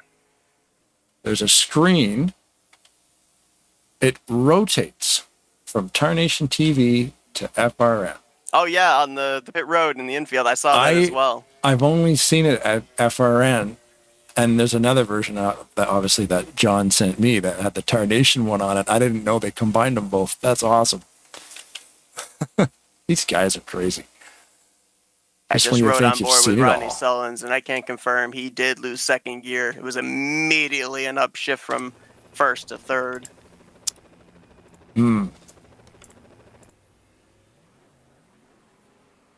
So, I mean, you're fine out here without second, but that's obviously communicated to everybody. Currently, he's in 31st, so won't be too much of an issue now. And you want to help a guy like that takes him out of winning this race now. Yeah. And you top five. Jessica is also confirmed she is out of the race.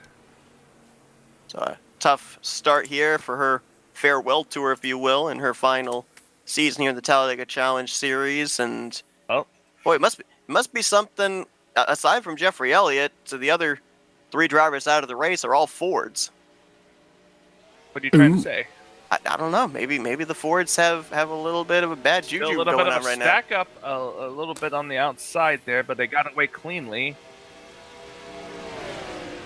So my projections was a little off. I thought this was going to be possibly our final restart, that we wouldn't have enough laps should we get another caution in the early going of this run to be able to get another restart. I think we're just barely in the window where if something happened on this lap, we would be able to get them back green at least one more time.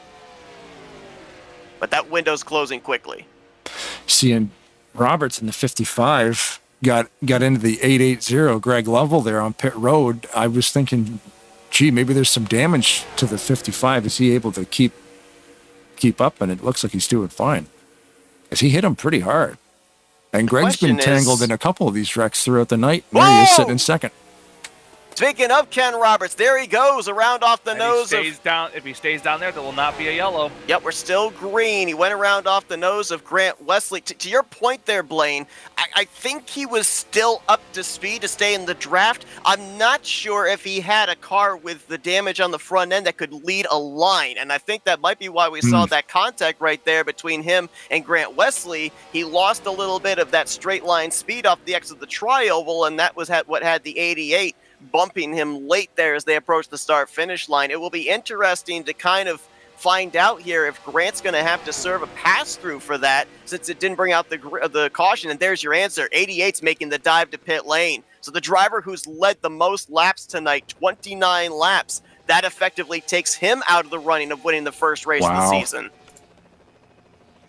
Yeah, I mean, the damage to the front of the 55. I wonder if he had a couple of guys in front of him, it might have been okay. Yeah, he probably could have. I think he just didn't have a car that could lead a line. He had a car that could definitely follow. He needed somebody with a clean nose in front, and his might have been damaged a bit, right? Yep. But could he line the lead? That's the question. We have 63 Seth. This is the point where point of no return now. If another caution comes out, especially now coming to the line, that it will end the race under yellow. Yeah, that was a lot of smoke coming to pit road there. I think that was smoke from the 88 of Grant Wesley serving his... Metallic going to go to the inside now and make a move. Yellow's here up. comes 712. Comes some others. Oh, caution's out. And the question is, did we take it? I think we might have. Hang on. The way they're fanning out, it looks like they did. Yep, I believe we did take it. What happened? I'm not sure. Single car. I saw a single car squirt out back there. I'll put it in, back it up here and check it out real quick. There's a couple laps left, so I'll make this quick.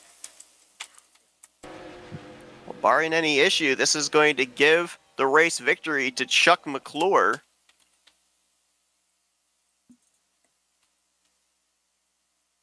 Oh, looks like it was the Richard Martin in the 43. Yes, it was. Richard Martin. 3 wide in the middle of the... Wow, he just maybe tried to himself into a spot that wasn't there? Either that or the 77 with Donnie Garrett slid up a little bit. I think it's a little bit of both. Just ran out of room. Just fighting for the same piece of real estate. I think Donnie... I think Demar's coming down to try and the 77...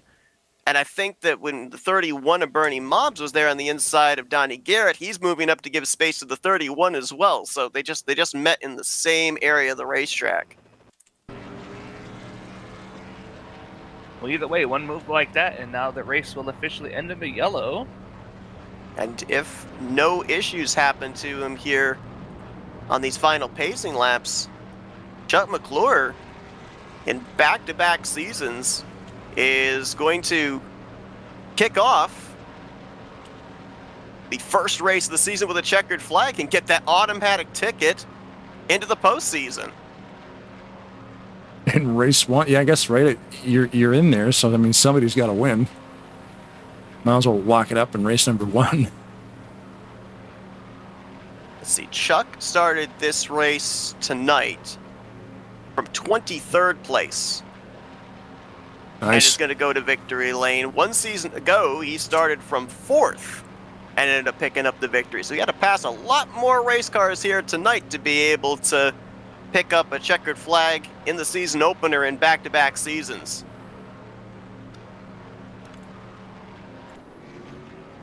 Chuck was a part of the championship battle in the final 5 one season ago as well. I believe he was the first driver to lock himself into the round of 8.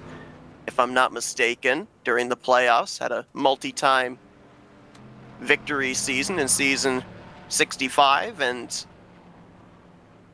now knows that he'll be, provided he stays in the top 20 in points for the remaining regular season races, that he'll be battling for a championship once again. McClure, a multi-time champion of the series, but it's been a while since he's last hoisted his most recent championship trophy. Greg Lovell, looks like he'd be slated to finish in 2nd. Bob Seminara in 3rd. Then Mike Mangialardi and Josh Metallic would end up being the top 5, followed by Ulysses Sandoval, Denny Carroll, John Godfrey, Brian Schilling, and Glenn Harris. So a number of drivers there. You know, we're talking the beginning of the night of someone having a breakout season. There's a number of drivers right there that could fit into that category, as we're going to have a pretty good start to season 66 with top 5 and top 10 runs here in this first race.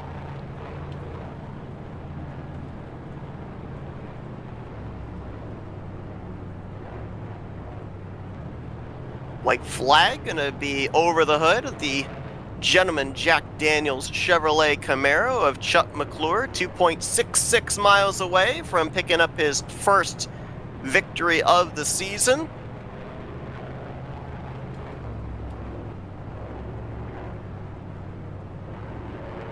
Not only locks himself into the playoffs, but I believe he already had met the criteria with his victories last season. It solidifies him a spot in the Rolling Thunder Gaming Super Speedway Series All-Star Race. That'll be at the conclusion of this season of the Talladega Challenge Series.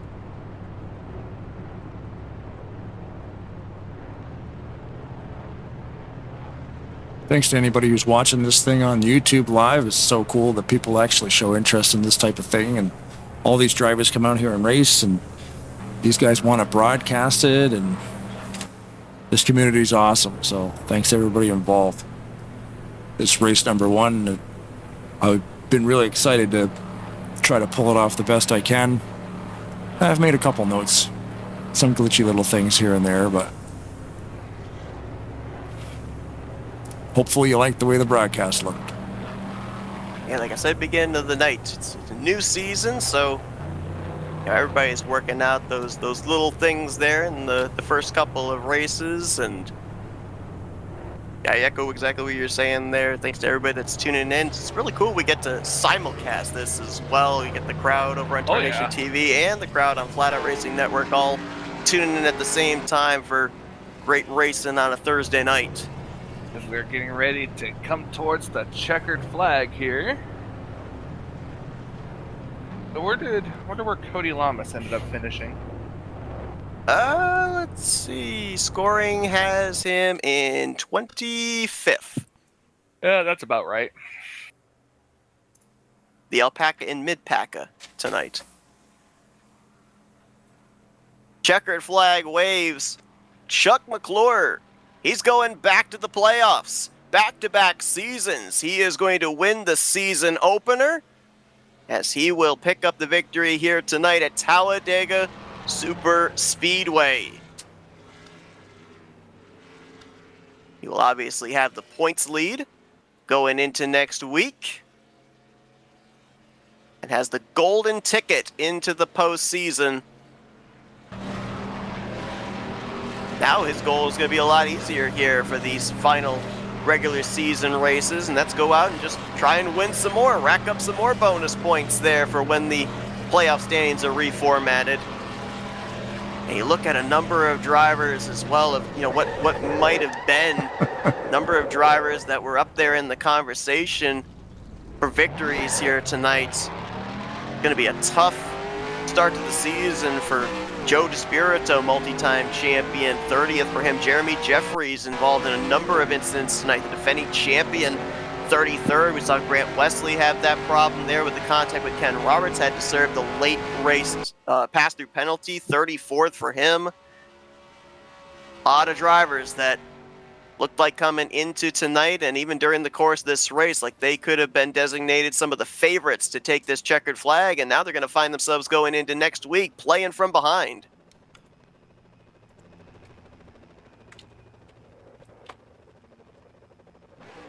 Well, McClure's done this a time or two, but he gets to christen the 4th version of Rolling Thunder Gaming's Talladega Super Speedway here with some victory burnouts.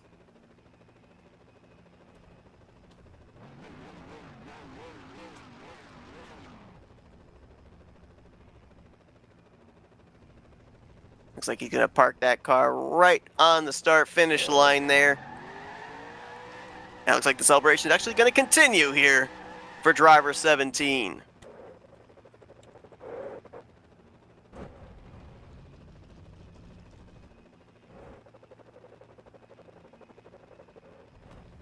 We'll be talking with Chuck down in victory lane here in just a few minutes, along with our other podium finishers. Yeah, I'm not exactly sure what looks like celebration has concluded there for Chuck.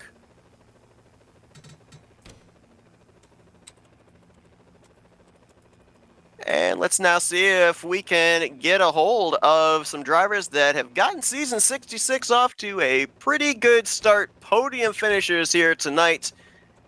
And we're going to kick things off with the driver that brings it home in P3. Let's dial up that 712 of Bob Seminara.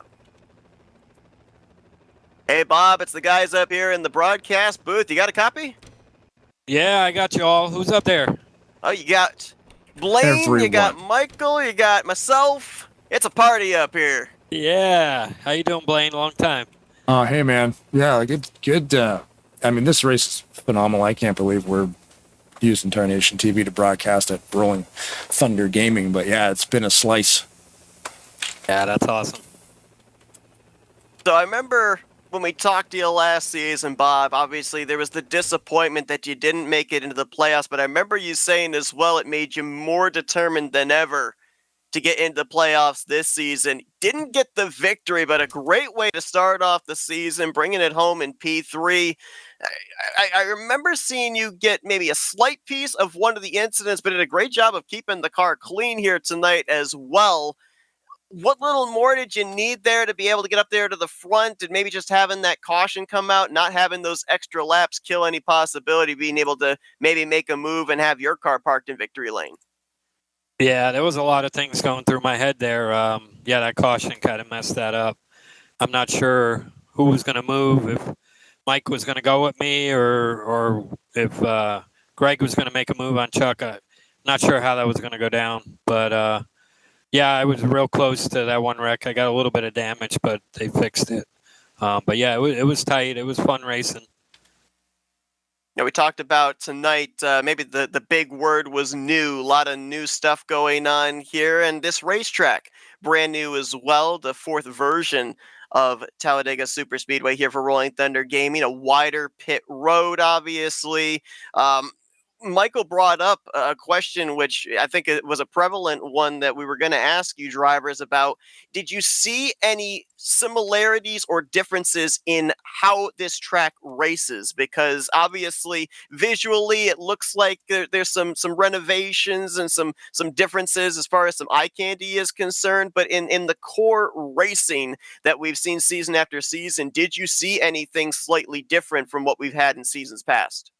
I liked it. I think most of it was the same. I mean, I know John did a good job with it. I didn't think the third lane had the power because I know I got stuck in the middle that one time and we held them off. So, yeah, so I was watching the lanes trying to see if anything changed there. But, no, I liked it. I thought the cars ran good. You know, the drafting was good. The cars took ahead. I thought everything was fine. You go back to last season into this season, your last three finishes, fourth, third, and third. So definitely the consistency is there. Is there something that you've been able to find differently at that point last season into this season that you're going to continue to adhere to here going forward here in the regular season? Or has it just been that a lot of circumstances have worked out in your favor? I think it's just circumstances. I mean, I had a good pit selection. I was 10th. But a lot of it's circumstances and trying to get through the wrecks and be in the right place at the end.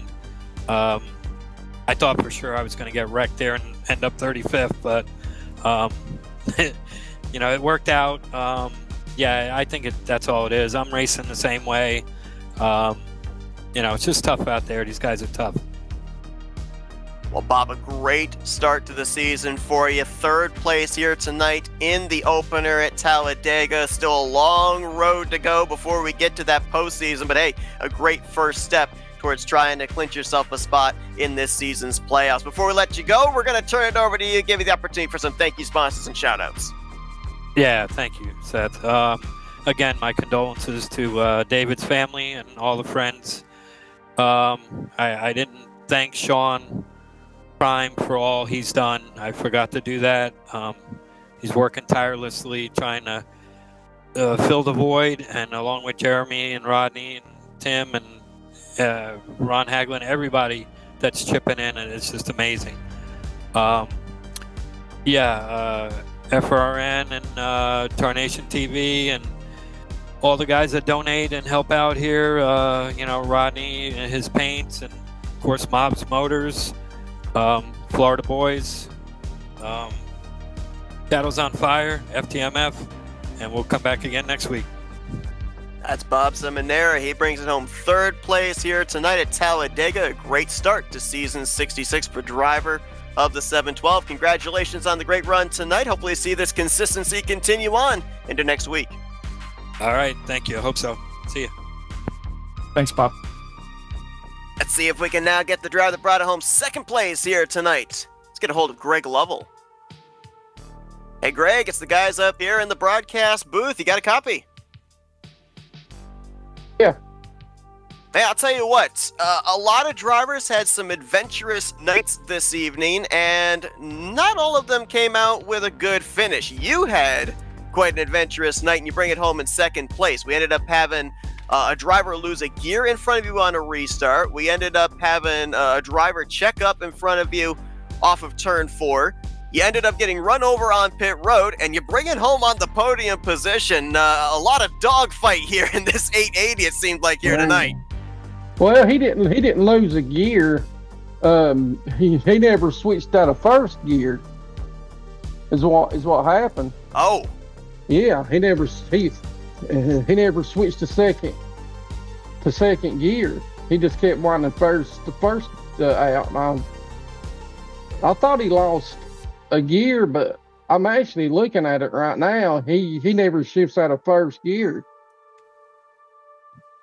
Well, you almost pull off the last to first challenge. You started shotgun on the field here tonight. We documented all the different things that happened to you during the course of this race. We were talking just moments ago with Seminara, who was up there as well with you guys. Did you just need those last laps to run under green to be able to have something there to try and get McClure and have this machine parked in victory lane with a guaranteed spot in the playoffs? No, I told the 17, I was going to stay with him. I was just going to stay behind him. I didn't want to take a chance on trying to go high or something and get left by myself, or something. So the only way I was going to make a move is if somebody else behind me did. If we stayed lined up the way we was, I was just going to stay where I was at. Obviously, we documented here tonight, we usually end up seeing the mentality of drivers in the first race of the season, kind of the bring home the trophy or the steering wheel, since, you have those remaining regular season races to make up any points you potentially lost if it doesn't end up working out.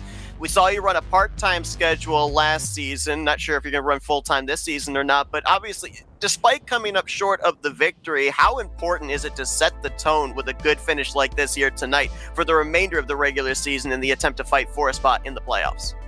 No, it's very important.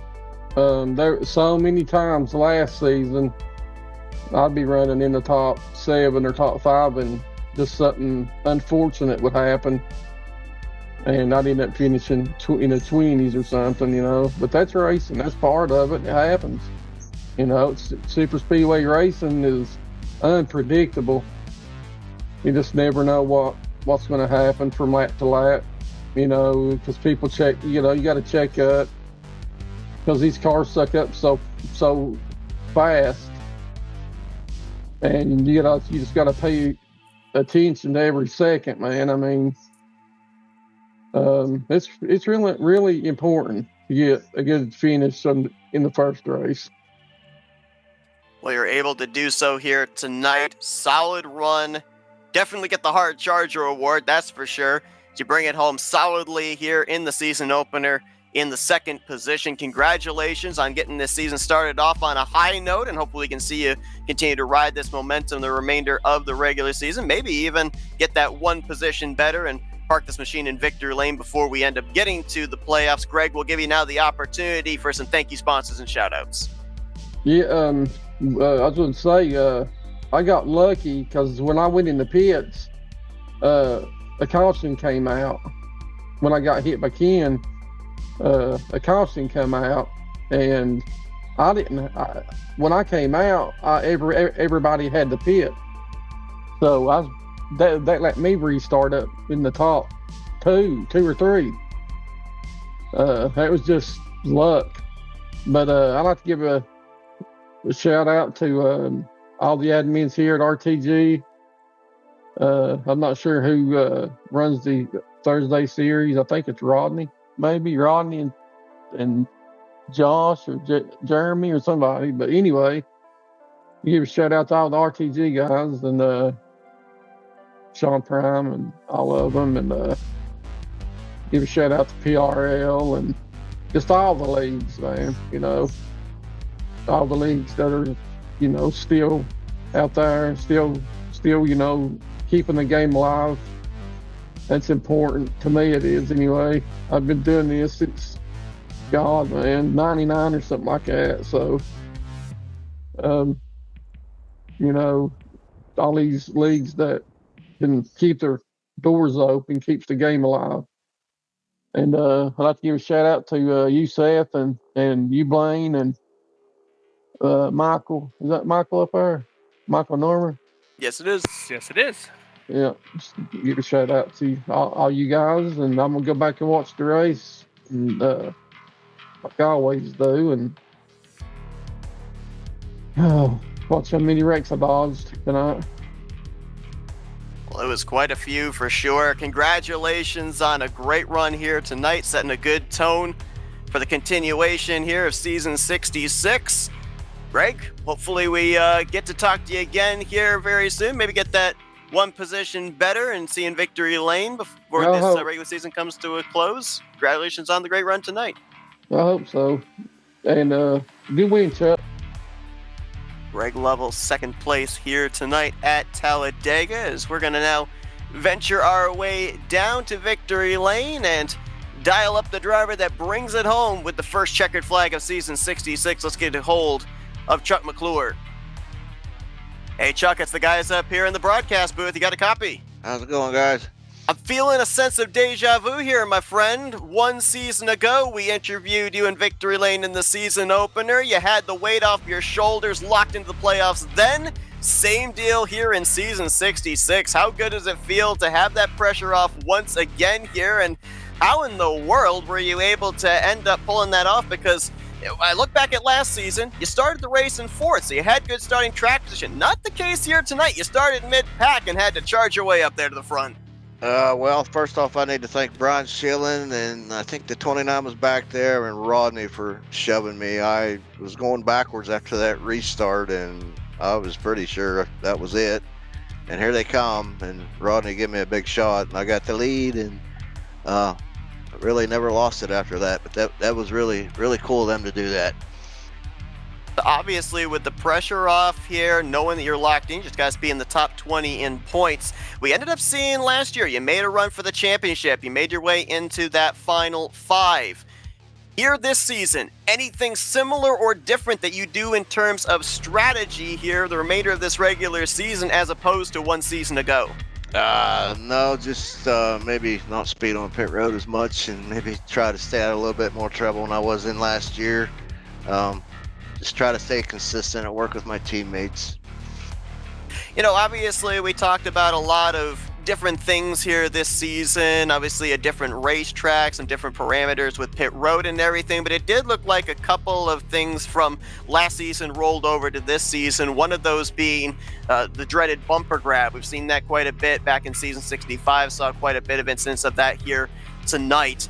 How much here tonight in this race? Because I said when we prefaced, before you guys even took the green flag, it seems like for most of you guys, first race of the season, you're kind of in the must-win tunnel vision mentality of, if I get the checkered flag, great, I'm locked into the playoffs. If I don't get the checkered flag tonight, I've got those remaining regular season races to try and gain those points back. How much of that type of mentality did it feel like the energy of the field was, and how much was maybe still a little bit of a learning period in trying to get used to this new mod?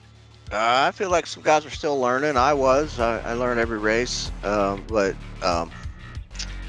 I thought it was a really calm race. Nobody was really doing anything extra dumb, I guess.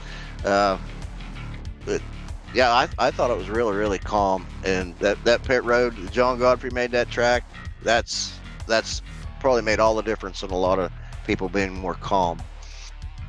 Yeah, we're certainly looking forward to seeing what happens with the first round of green flag pit stops. May get to see something like that next week, but congratulations here tonight on picking up the victory. First race of the season, locking yourself into the playoffs. Worry-free now, knowing you're going to be battling once again for a championship here in the Talladega Challenge Series. We won't keep you away from your celebration here for much longer. We're going to give you the opportunity now for some victory lane thank you, sponsors, and shout-outs.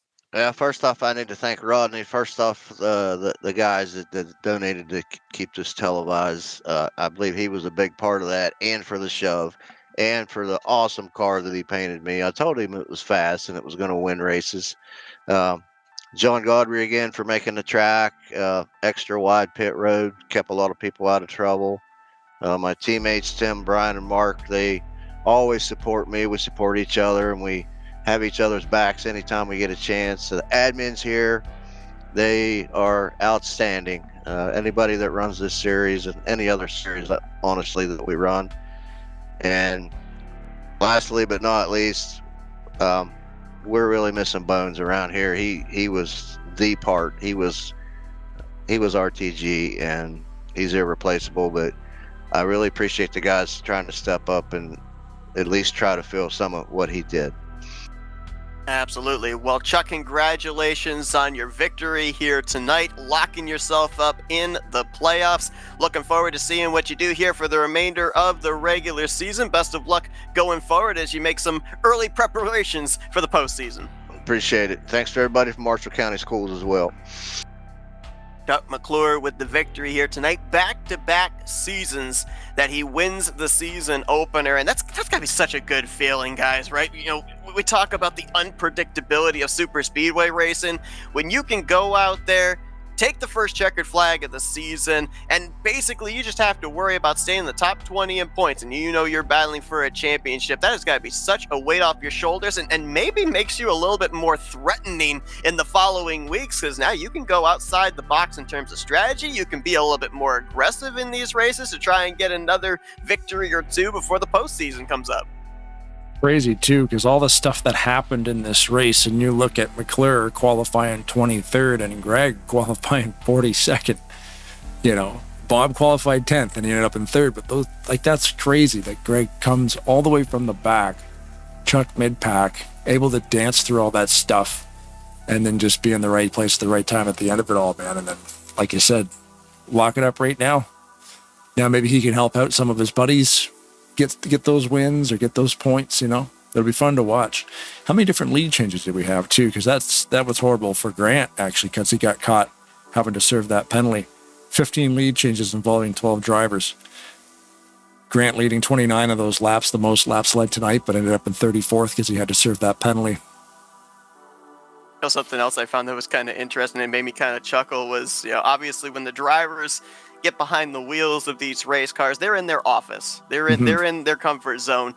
We ended up having a total of 8 cautions here tonight. We had anything from bumper grab to missed gears. We had some massive wrecks. I think you needed to count on both hands the number of flipped cars that we had here tonight. Yeah. And we talked with Chuck McClure, and he said, you know what? It was a relatively calm race. I'm not sure what race he was in. Right, exactly. The first wreck was somebody did like 6 or 7 flips, but uneventful, according to Chuck. I think that.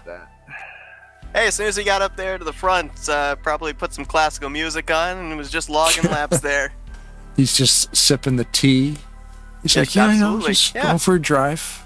Pinkies up. Yeah, absolutely. Pinkies just out for a little Thursday night drive. Yeah. Collect the pinkies. Just another day in the life of Chuck McClure, just winning races. Absolutely. He's been very good early portion of seasons of doing this, whether it's finding victory lane or finding good consistency. And now he's going to be able to build off of this here while everybody else is going to be looking for an opportunity to lock themselves in with a victory, which for one lucky driver could be as early as next week as we continue to run this regular season and putting together the 12 drivers that will battle. Well, I should say a minimum of 12 drivers that will battle for this season's championship. We can check one box off with Chuck McClure's name alongside of it here with the conclusion of this race. What's going to be interesting here as well, I think, is we mentioned about a number of drivers. Blaine, you documented Grant, Jeremy Jeffries, Joe DeSpirito, Jessica Lauralee on her farewell tour here, Rodney Sullins, who had the gear issue late. There's a lot of drivers that were looking to start out this season on a really high note, and circumstances from the second half of the race on obviously took them out of that conversation. It's going to be interesting to see how many of those drivers eye next week to be that comeback race, get those points back that I lost here in week one. If it changes up their strategy from the first to the second week, or do they go aggressive again next week? It's going to be interesting to see about that, because obviously, as Chuck said, there still seems to be some learning going on, but really love the new parameters of the racetrack here and everything, especially with pit road. Now, giving these drivers a little bit more extra comfort. Be interesting to see the aggression level, how much it changes from tonight into next Thursday night. I'm wondering, did we do knockout qualifying today? Was there too many people trying to join? I believe we ended up having we had the potential of knockout qualifying, but one driver withdrew. So I believe we actually had the exact number of 40 cars. We didn't have to send anybody home. Because I'm thinking we hit it perfectly then, because usually when it's full with 40, that means we usually had a knockout. So yeah, we'll see what happens next week. It's always great. The Talladega Challenge on Thursday nights. It's been here for a long time. It doesn't look like it's going anywhere, because when you're still pulling 40 people on a Thursday evening, I mean, you can't compete. No, absolutely. And yeah, with these full fields as well, every Thursday night, a lot of points on the table as well. Drivers have documented much more pressure to perform, knowing that you can gain or lose a ton of positions in the standings with a good or a bad run with these massive fields that we end up getting. Well, so Blaine, I gotta say here for the FRN side, loved when we ended up having this put together, the opportunity to be able to have the Tarnation TV and Flatout Racing Network come together here for Thursday nights. I think tonight was incredible, and it just got me more hyped for the upcoming Thursdays that we've got here for season 66. Yeah, we got to think of sponsors too, like Rodney Sullins and Redline.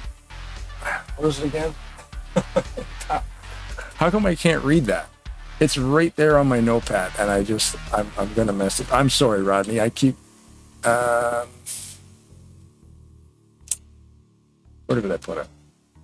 Redline Performance Motorsports. I'm such a sloppy writer. It's RPM. I think what's throwing me off is the Redline part. But anyway, RPM, which is Redline Performance Motorsports, and Rodney Sullins for funding the broadcasting, and for kind of coming up with the idea. Like, he contacted you and I of like, hey, what would you guys think of this? And we were like, yeah, let's do it.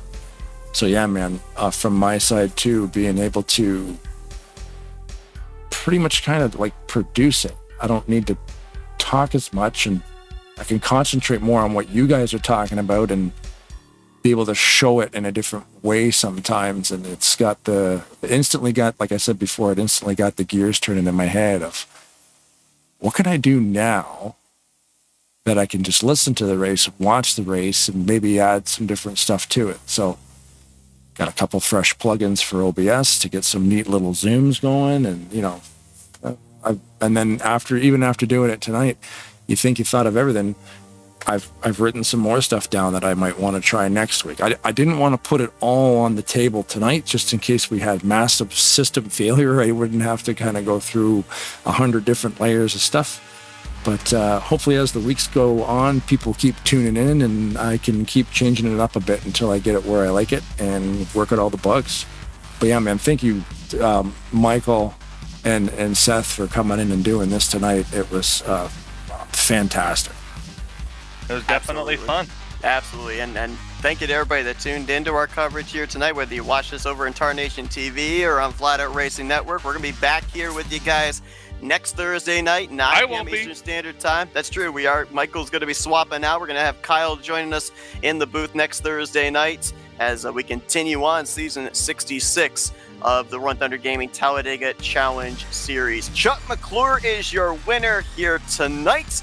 We'll see you guys next week for the continuation of the season. As for Blaine Donlin, our producer, Michael Norman, I'm Seth Cole. We'll see you guys next Thursday night. Thanks for joining us here this evening on Tarnation TV and FRN.